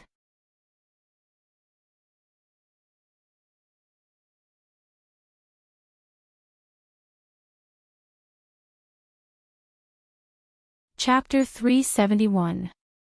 While clutching her head where the hairpin fell, Princess Mi was abruptly pulled to her side by the royal guard, Gong Sanyang, and both of them fell to the ground again. Princess Mi's pure princess heart immediately wanted to explode. Her skirt, her clothes, her exquisite makeup, they were all ruined by these barbarians. Ah! Arbor poked his head out of Mo Lian's embrace and silently looked at the princess who was kneeling on the ground and continuously pounding the ground, finding her a bit funny. Princess Mi was actually not annoying, but her behavior was a bit childish at times. In addition, the princess's lofty status caused her to never empathize with other people's feelings. Hence, many times, the words that entered her ears sounded a bit sharp and unpleasant to the ears. However, she was only 16 years old. She was very young and still had a long way to go. This truly was a farce. Murong Sun was a bit angry. In the eyes of normal people, a battle team formed by 12 eagles really seemed very, very powerful. But what was it in the eyes of mystic cultivators? Moreover, aside from Princess Mi's normal royal guards, who didn't have contracted mystic beasts to protect themselves. If they really released all their mystic beasts, with their strength, they could take down the entire Shuang city in 4 hours, let alone this tiny eagle battle team. Aikido people, listen up. If you don't want to die, then hurry and leave. When we counterattack, you won't be able to leave even if you want to. Wei Nanfeng shouted coldly, his mocking voice traveling far into the sky. On the eagle's back, an Aikido young man with a head full of pigtails said with a cold and handsome face, "It was you who killed our Aikido tribesmen." Xiaomi shrieked and cursed, her face and neck red. A bunch of cowards. Weren't you the ones who attacked first? Arbor turned his head to look at the princess, who had a head of messy hair and was bouncing on the spot, and his mouth twitched. Mo Lian immediately sensed the little fellow's urge to laugh, and she looked down with a smile in her eyes. Her Jojo was amused by Princess Mi based on this, that Princess Mi who caused a ruckus the entire way didn't look so repulsive anymore. Aikido will win. The Aikido tribe will win. The slogan of the Aikido tribe of the Western Wilderness instantly resounded throughout the sky. Bang! A black gold arrow soared into the sky and struck a male eagle in the blink of an eye. After a tragic eagle cry, the eagle and the 2 people fell from the sky and crashed into the ground, creating a small pit. The eagle didn't climb out, and neither did the 2 people. He didn't know if he was dead or not, but from the looks of it, it was no different from being dead. Princess Mi opened her mouth and turned around to look at the little girl who poked her head out of Prince Mo's bosom and silently lowered her crow-repeating crossbow. Murong Sun, Wei Nanfeng, and the others also looked at Miss Jiao with twitching mouths. You talk too much. If you want to fight, then let's fight. Why are you talking so much nonsense? The little girl threw Wei Nanfeng a look of disdain. Still shouting into the air, if he had that kind of energy, he would have already been beaten down. What kind of prince is he? What kind of bullshit prince is he? Wei Nanfeng glanced at Mo Lian aggrievedly. Your wife always dislikes me, this isn't good. The latter rolled her eyes at him and completely ignored him. Wei Nanfeng, you have a wife but no friends. Absolutely, our friendship is over.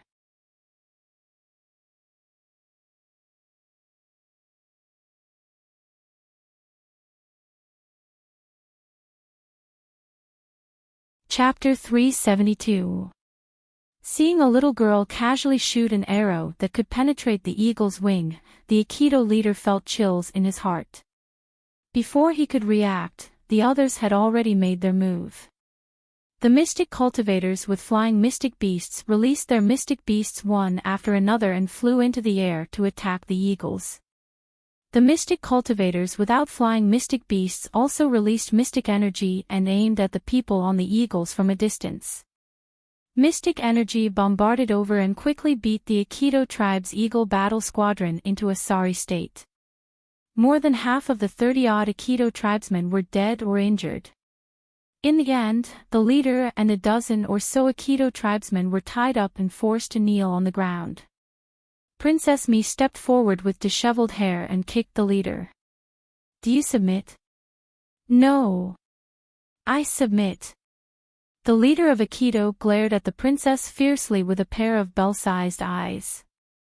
Doyo looked at the leader with some worry. You're the Aikido tribe leader's son, right? From what she knew, the leader of the Eagle Battle Squadron was usually a direct relative of the tribe leader. The Aikido tribe wouldn't take this lying down. After they lost this time, they might even lead a large-scale tribe to attack Shuang City. The Aikido tribesmen had primitive barbarism in their bones and blood, so they wouldn't easily admit defeat. That's right. ACI raised his chin and looked at Doya with a sneer. He shouted sternly, "Who are you? Why do you know me? I'll tell you. Let me go immediately. I, AC, am the third son of the Aikido tribe's tribe leader. I'm the eagle's son." Ya struggled and shouted, "If you dare to harm me, my father and my brothers won't let you guys go. Just wait to die." Arbor suddenly summoned a feral from his conscious. Mo Lian's mouth twitched, and she subconsciously let go of the little fellow. As expected, the little fellow leaped forward and viciously smacked the feral on Assie's head. Slap! A crisp sound rang. As expected, Assie's head was incomparably hard and wasn't smashed into watermelon paste. Only a trail of blood flowed down from his braids and down his high nose bridge. The three peak masters reached out to cover their faces. Here we go again. The little fellow seems to dislike people who talk too much. For example, that Wei Nanfeng was completely disliked by her. The little girl went up and kicked him twice. When he fell to the ground, she directly swung her ferrule and smacked him heavily, causing Yas to roll on the ground. The Yasi people looked at this savage little girl in shock. They couldn't believe their eyes. In the western region, men were supreme. Which woman dared to beat up their young master like this? The little girl ruthlessly whipped ACI until he was on the verge of death and unable to speak. Then, she finally stopped and looked at Murong Sun. "Master, let's enter the city." Murong Sun nodded frantically. Okay. Wei Nanfeng kept rolling his eyes at the side. "Your disciple is about to whip someone to death. Why didn't the master say anything?" The little girl ran to the city gate and waved at the stunned general on the city tower. Then, she pointed at the city gate in front of them. Open the city gates. Chang Yushi immediately acted as the little girl's translator. She waved her hand at the general upstairs and shouted out loud. Who are you people? Judging from their savage appearance, a group of 80 or so people actually dared to attack the Aikido tribe. How would the middle-aged general dare to open the gate and welcome this group of plague gods? It would be best if they ran as far away as possible.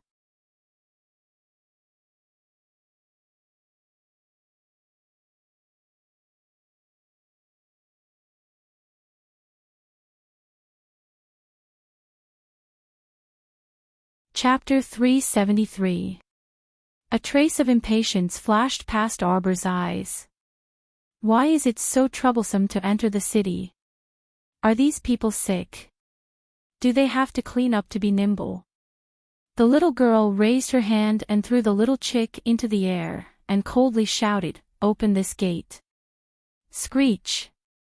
The azure wings suddenly spread out, and the little chick suddenly transformed into a divine bird, azure one that covered the sky in front of everyone, scaring the soldiers on the city gate tower until their hearts and lungs started to tremble. Screech! The azure one circled in the air, and suddenly turned its head, and spat out an extreme Arctic frost slash at the city gate. Everyone stared blankly at it. An icy cold air instantly spread in all directions, and the extreme Arctic frost slash swept across the city gate with a frightening vibrating force. After a loud boom, the ground was cut open by the frost slash, creating a deep crack. A wild ice blade directly landed on the city gate, and immediately cut open a clear white mark on the grand city gate. The general on the city gate tower screamed, "You guys, stop! Stop! Archers, get ready! If you don't stop, immediately release the arrows. Release!" Ah! Before that general finished shouting, he saw the azure one flapping its enormous wings in the air suddenly charge over. After a sharp screech, it spat out an icy cold air, and immediately wrapped around that pitiful general, melting him into an ice sculpture in a matter of minutes. Wei Nanfeng felt that at this time, he should perform well, and strive to leave a good impression in front of the little girl, so as to prevent his friendship with Mo Lien from really ending. But before he could shout to the general, the little girl started fighting with someone again, and in a short while, that general was frozen. Wei Nanfeng felt a faint sadness, he still hadn't displayed his negotiation eloquence. Screech! The azure wand circled half a circle in the air, and looked like it was about to turn back and release another attack. A steady shout sounded from the city gate tower, "Everyone, please stop! A misunderstanding, it's all a misunderstanding. Open the city gate, immediately open the city gate. Big Green, come back." The little girl waved her hand towards the sky, and spoke concisely and powerfully. The azure wand rapidly swooped down, and when it reached the little girl, it had already transformed into a little chick, and cutely jumped onto the little girl's shoulder. "Well done." The little girl's face was taut as she gave a rare compliment. "Coo!" Daching flapped its wings happily. The city gate finally opened. The one who spoke on the city tower was Shuang City's city lord, Lu Gu. After he received the news, he rushed to the gate of Shuang City without stopping. Only then did he prevent a disaster. At this moment, his forehead was covered in sweat. He wiped it with his sleeve and hurriedly ordered people to carry the general's ice sculpture down the city gate tower to welcome this group of fiends. He couldn't help but secretly blame the general for not being tactful. Wasn't this just asking for a snub? With the strength of these people, even the Eagle battle team could be annihilated in minutes. If they wanted to kill them, it would be too easy. They actually didn't allow anyone to enter the city. This was simply courting death. You are all mystic cultivators, right? You have to abide by the rules after entering our Shuang city. You have to pay a fee to enter the city. There are about 80 people in your group, right? Including the ones at the back, there were 100 people. It doesn't need to be too much, just pay.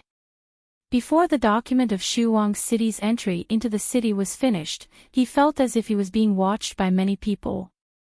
It was as if those scorching gazes were going to burn a hole in his body.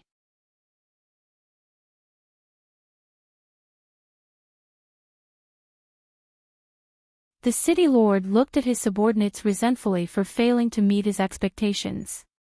Are you a bunch of idiots? Under these circumstances, you can actually ask people to pay a fee to enter the city? The little stoic looked coldly at that document. Do you want to pay a fee or do you want your life?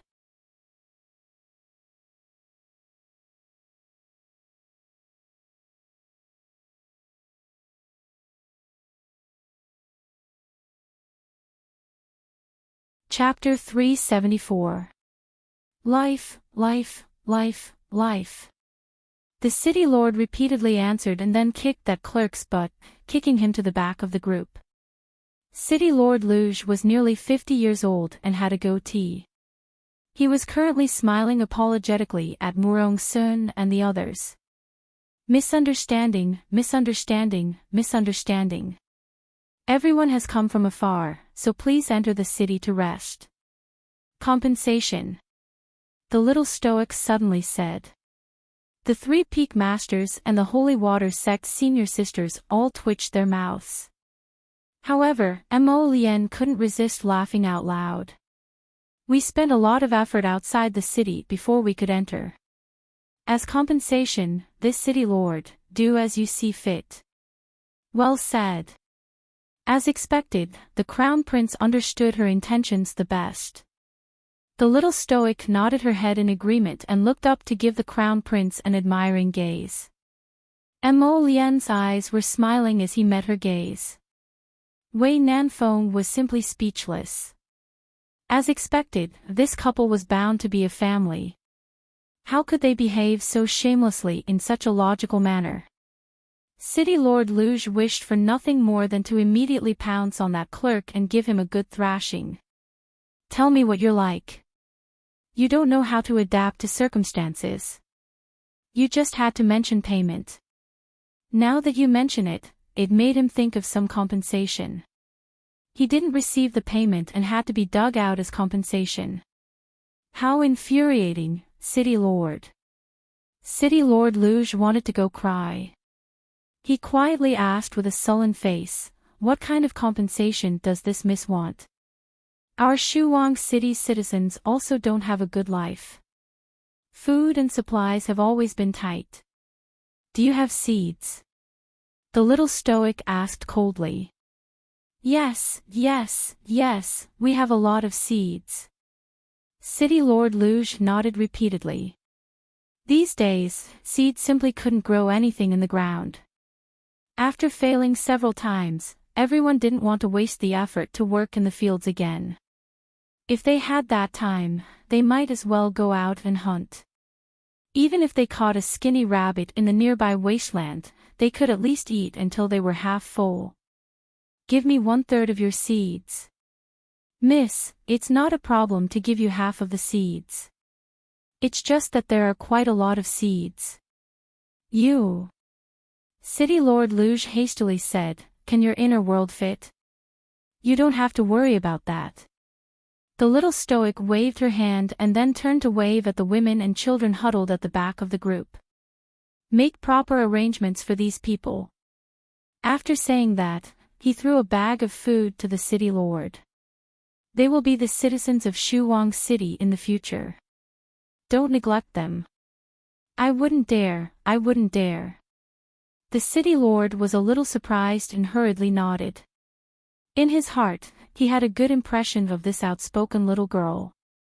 In fact, she didn't need to pay for these women and children at all, but she still came according to the rules of Shuang City.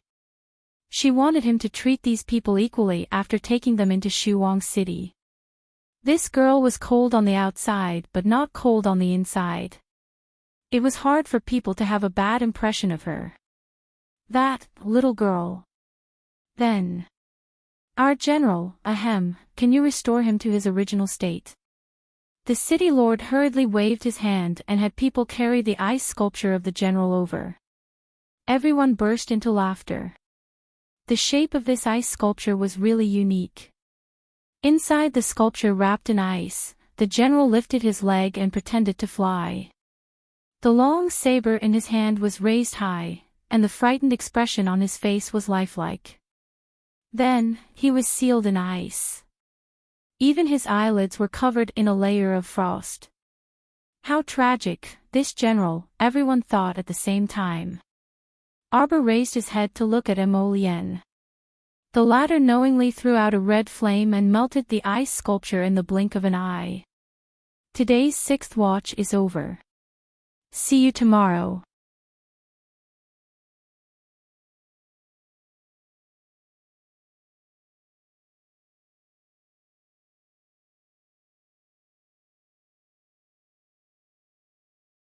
Chapter 375. After the layer of ice fell off, that general returned to his senses with a shudder and started coughing.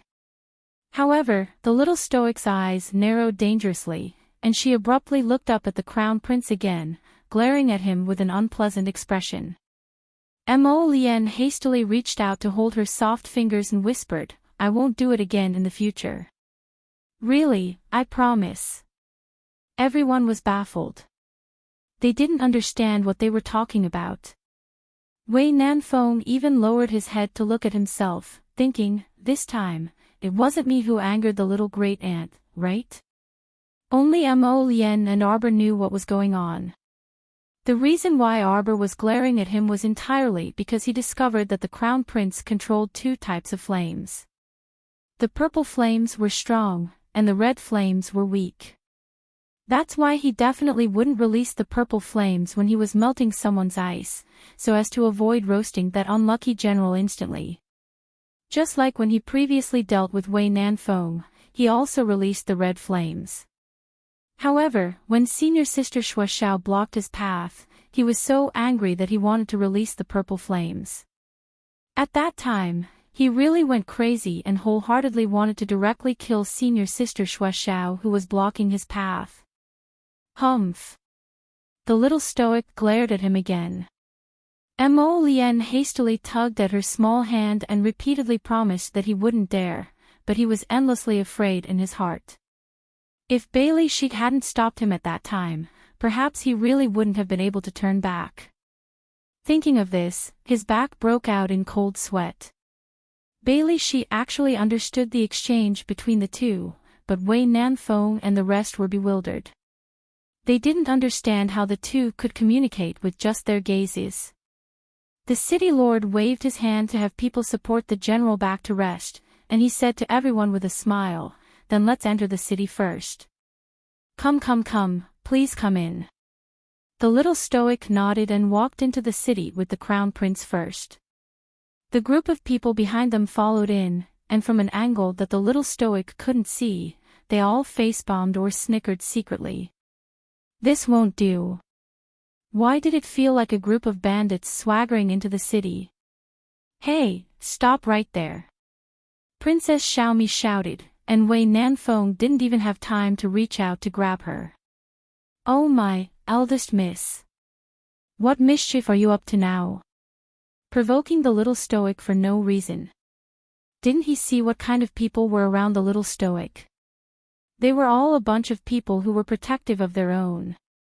You'll be beaten up, sister. Even if the Heavenly Emperor came, no one would be able to help you. Arbor turned his head to look at Princess Mi who was running in front of him and asked in a cold voice, what's the matter? Xiaomi glared at Arbor for a while before she suddenly rushed forward and slapped paralyzed Zhou's shoulder heavily. She placed her hands on her hips and said, you're called Arbor, right? You're not bad. You can be my sister from now on.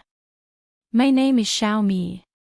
Princess of the Southern Xiao Kingdom, you're welcome to visit my Southern Xiao Kingdom after the competition. I'll definitely treat you well. Everyone was dumbfounded.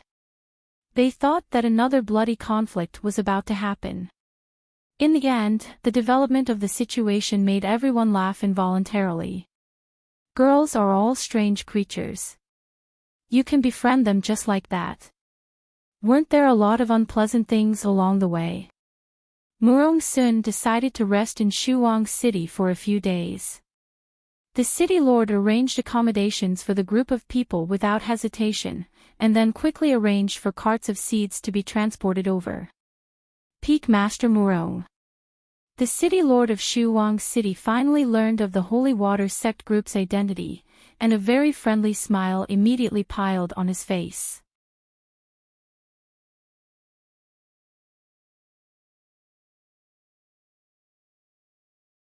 He cursed the stupid general to death 10,000 times in his mind. Look at you, you dare to insult anyone. You had a head on your shoulder, yet you didn't even figure out the situation and actually dared to attack a group of mystic cultivators.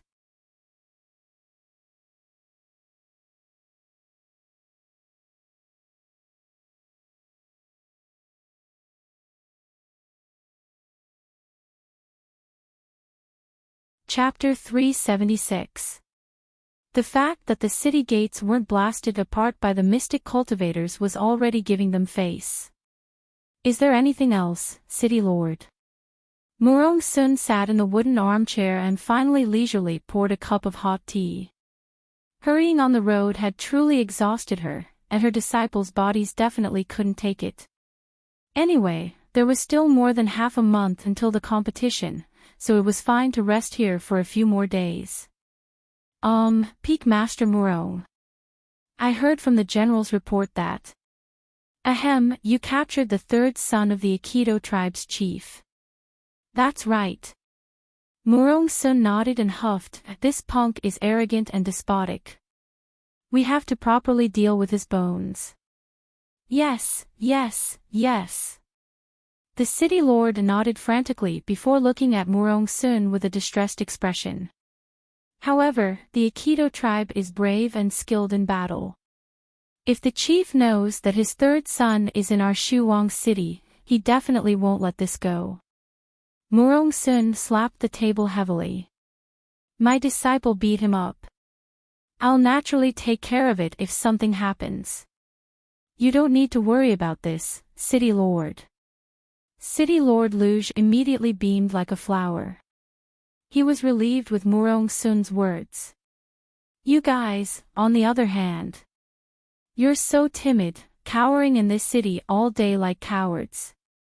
I think you should change that guard general of yours as soon as possible. He doesn't have any manliness at all. He doesn't even dare to let out a fart when he sees so many civilians being killed outside the city gate tower. He's simply a coward. Murong Sun raised her hand and harumphed before continuing. However, the group of people who were scared witless by the Aikido tribe are even more cowardly. They couldn't beat a few cavalrymen even with so many people. What do you mean the Western Wastelands produces heroes in large numbers? Scram! Young Shirong spat out her tea. Lu Yun's mouth twitched. Eldest senior sister rarely scolded people so much, but once she did, it was endless. City Lord Luge speechlessly lowered his head and wiped the sweat off his forehead. He weakly said, Peak Master, it's the Aikido tribe, not the Aikido tribe. Who cares about your Aikido or Aikido, let them come. Don't worry and go back. Our Holy Water sect will stay here for a few more days. I'll take responsibility if anything happens. Murong Sun waved her hand like she was shooing away a fly. All right, we need to rest. Governor Luge hurriedly excused himself with an apologetic smile. When he turned around, he was grinning from ear to ear. What kind of general is that? Hurry up and change him. Get someone brave and resourceful. Seriously. I don't know if he's a relative or not, but he still wants such a coward. Murong Sun grumbled again. The city lord staggered and hurriedly went back to replace the generals. 2 days later. The Aikido tribesmen were tied up and thrown into the woodshed to fend for themselves for 3 days and 2 nights. They were so hungry that their stomachs were rumbling and they were about to faint. The doors suddenly opened, and everyone couldn't help but shudder when they saw the expressionless little girl who walked in first. This girl's heart was black and vicious. What was she doing here again? Take them out. Arbor stepped aside and said expressionlessly. Wei Nanfeng bravely stepped forward and grabbed the clan leader's third son, who was glaring at the little girl with a ruthless gaze. What are you glaring at? You don't want your eyes anymore. Wei Nanfeng slapped the top of that person's head. ACI struggled with all his might and hooted, I refuse to accept this. Refuse my ass. Even if you refuse to accept this, you have to hold it in. He freaking roared quite loudly after starving for 2 nights and 3 days. You damn woman, if I didn't use mystic energy, how could I not be your match? ACI raised his head and angrily shouted.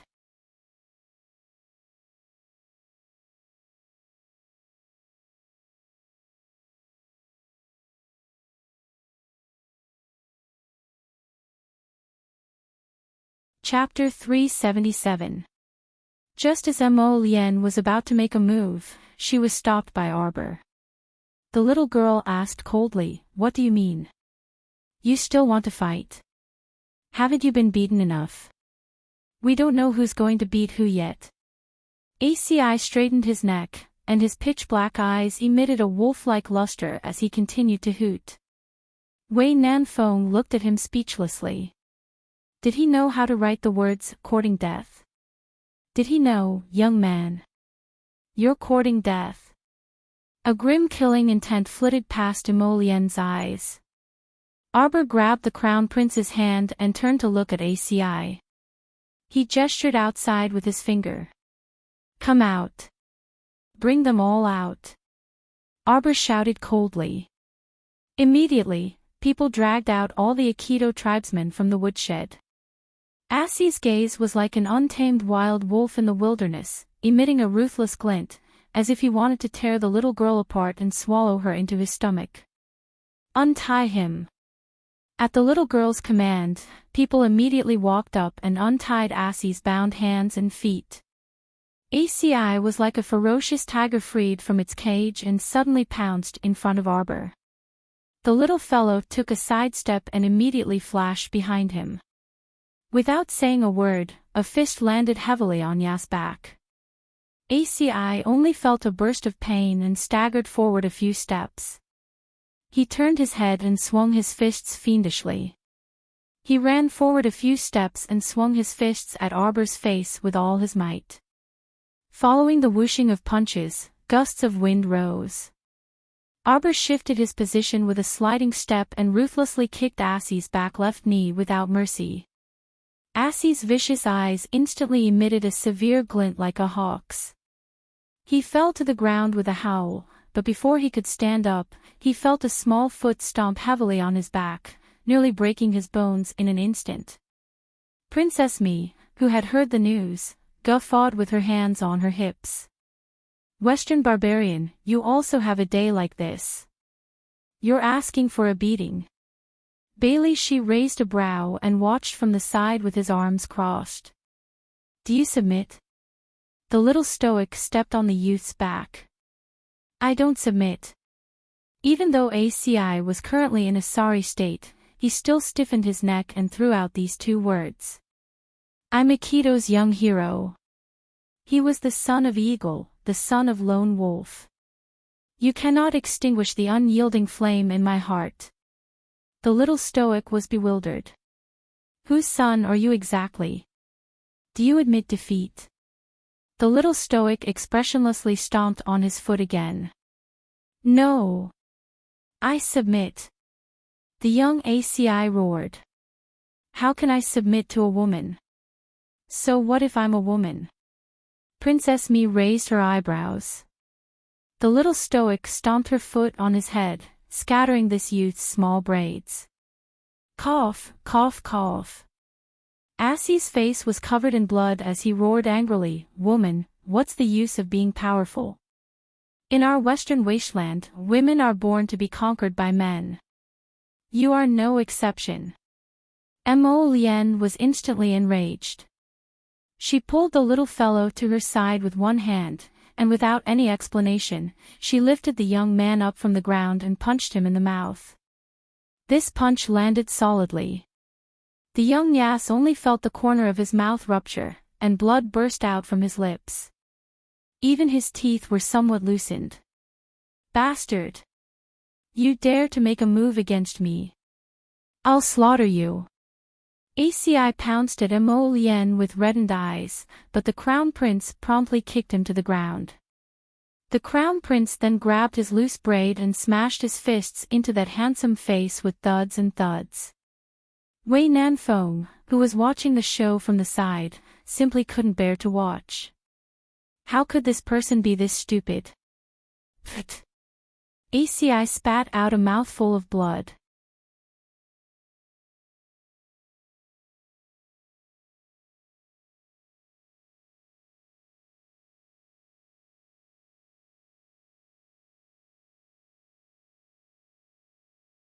Chapter 378. ACI glared at Mo Lien with reddened eyes. If it was possible, he simply wanted to chew off a mouthful of his flesh on the spot. Don't beat him to death, Arbor said apathetically. The youths present all turned to look at her. ACI was wiping the blood dripping from the corner of his mouth as he laughed maniacally. What's wrong, you little girl? You can't bear for me, your older brother, to die. Clean your mouth. Mo Lien's gaze hardened, and he kicked out without the slightest hesitation at his chest, breaking two of that unlucky fellow's sternum. He spat out a mouthful of blood and collapsed onto the ground in a dispirited manner. His bones aren't bad. Keep him as a medicine man, Arbor said coldly. She had figured out several kinds of poisons, so she could let this foul-mouthed guy try them out one by one. Although Prince Mo didn't use mystic energy, it could be seen that his physical constitution wasn't weak since he was able to withstand the Crown Prince's blows barehanded and not die completely.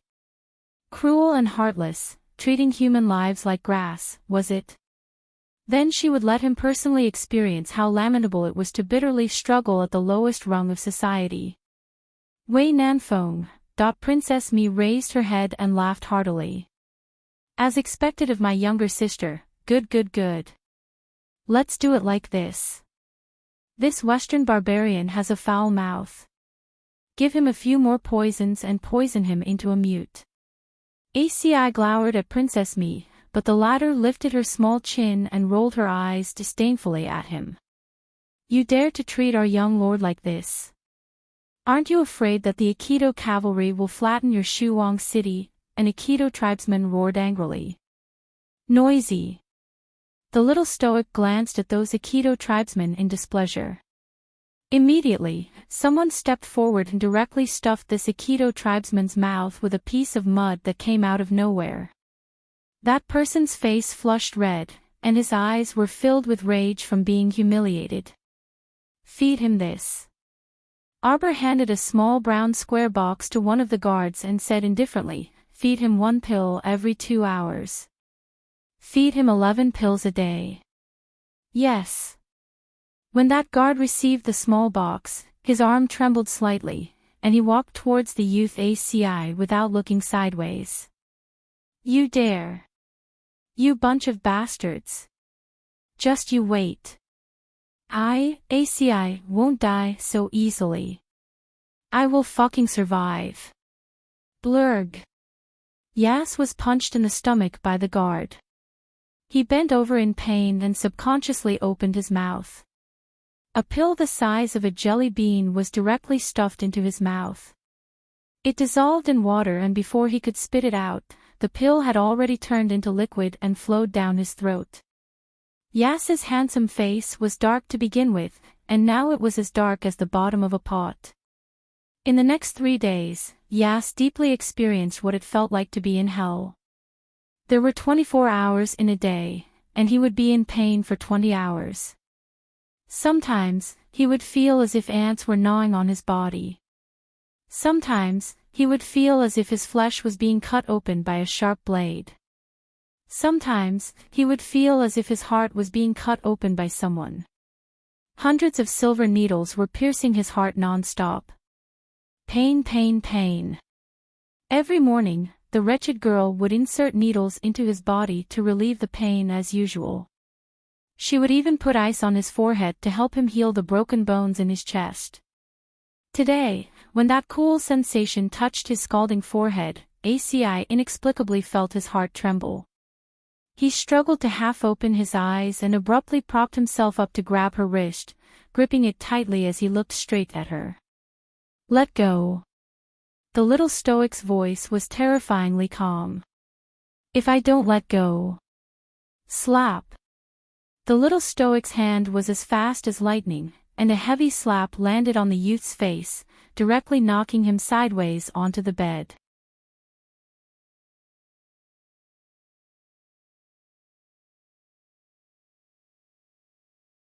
You're tuning into the Dreamy Chapters YouTube channel. We're so grateful for your support, and don't forget to subscribe to join us on this incredible journey through captivating stories. Your generosity through donations truly makes a world of difference, as it's the primary source of revenue that allows me to expand and enhance this channel for you. Thank you from the bottom of my heart for being a part of this adventure.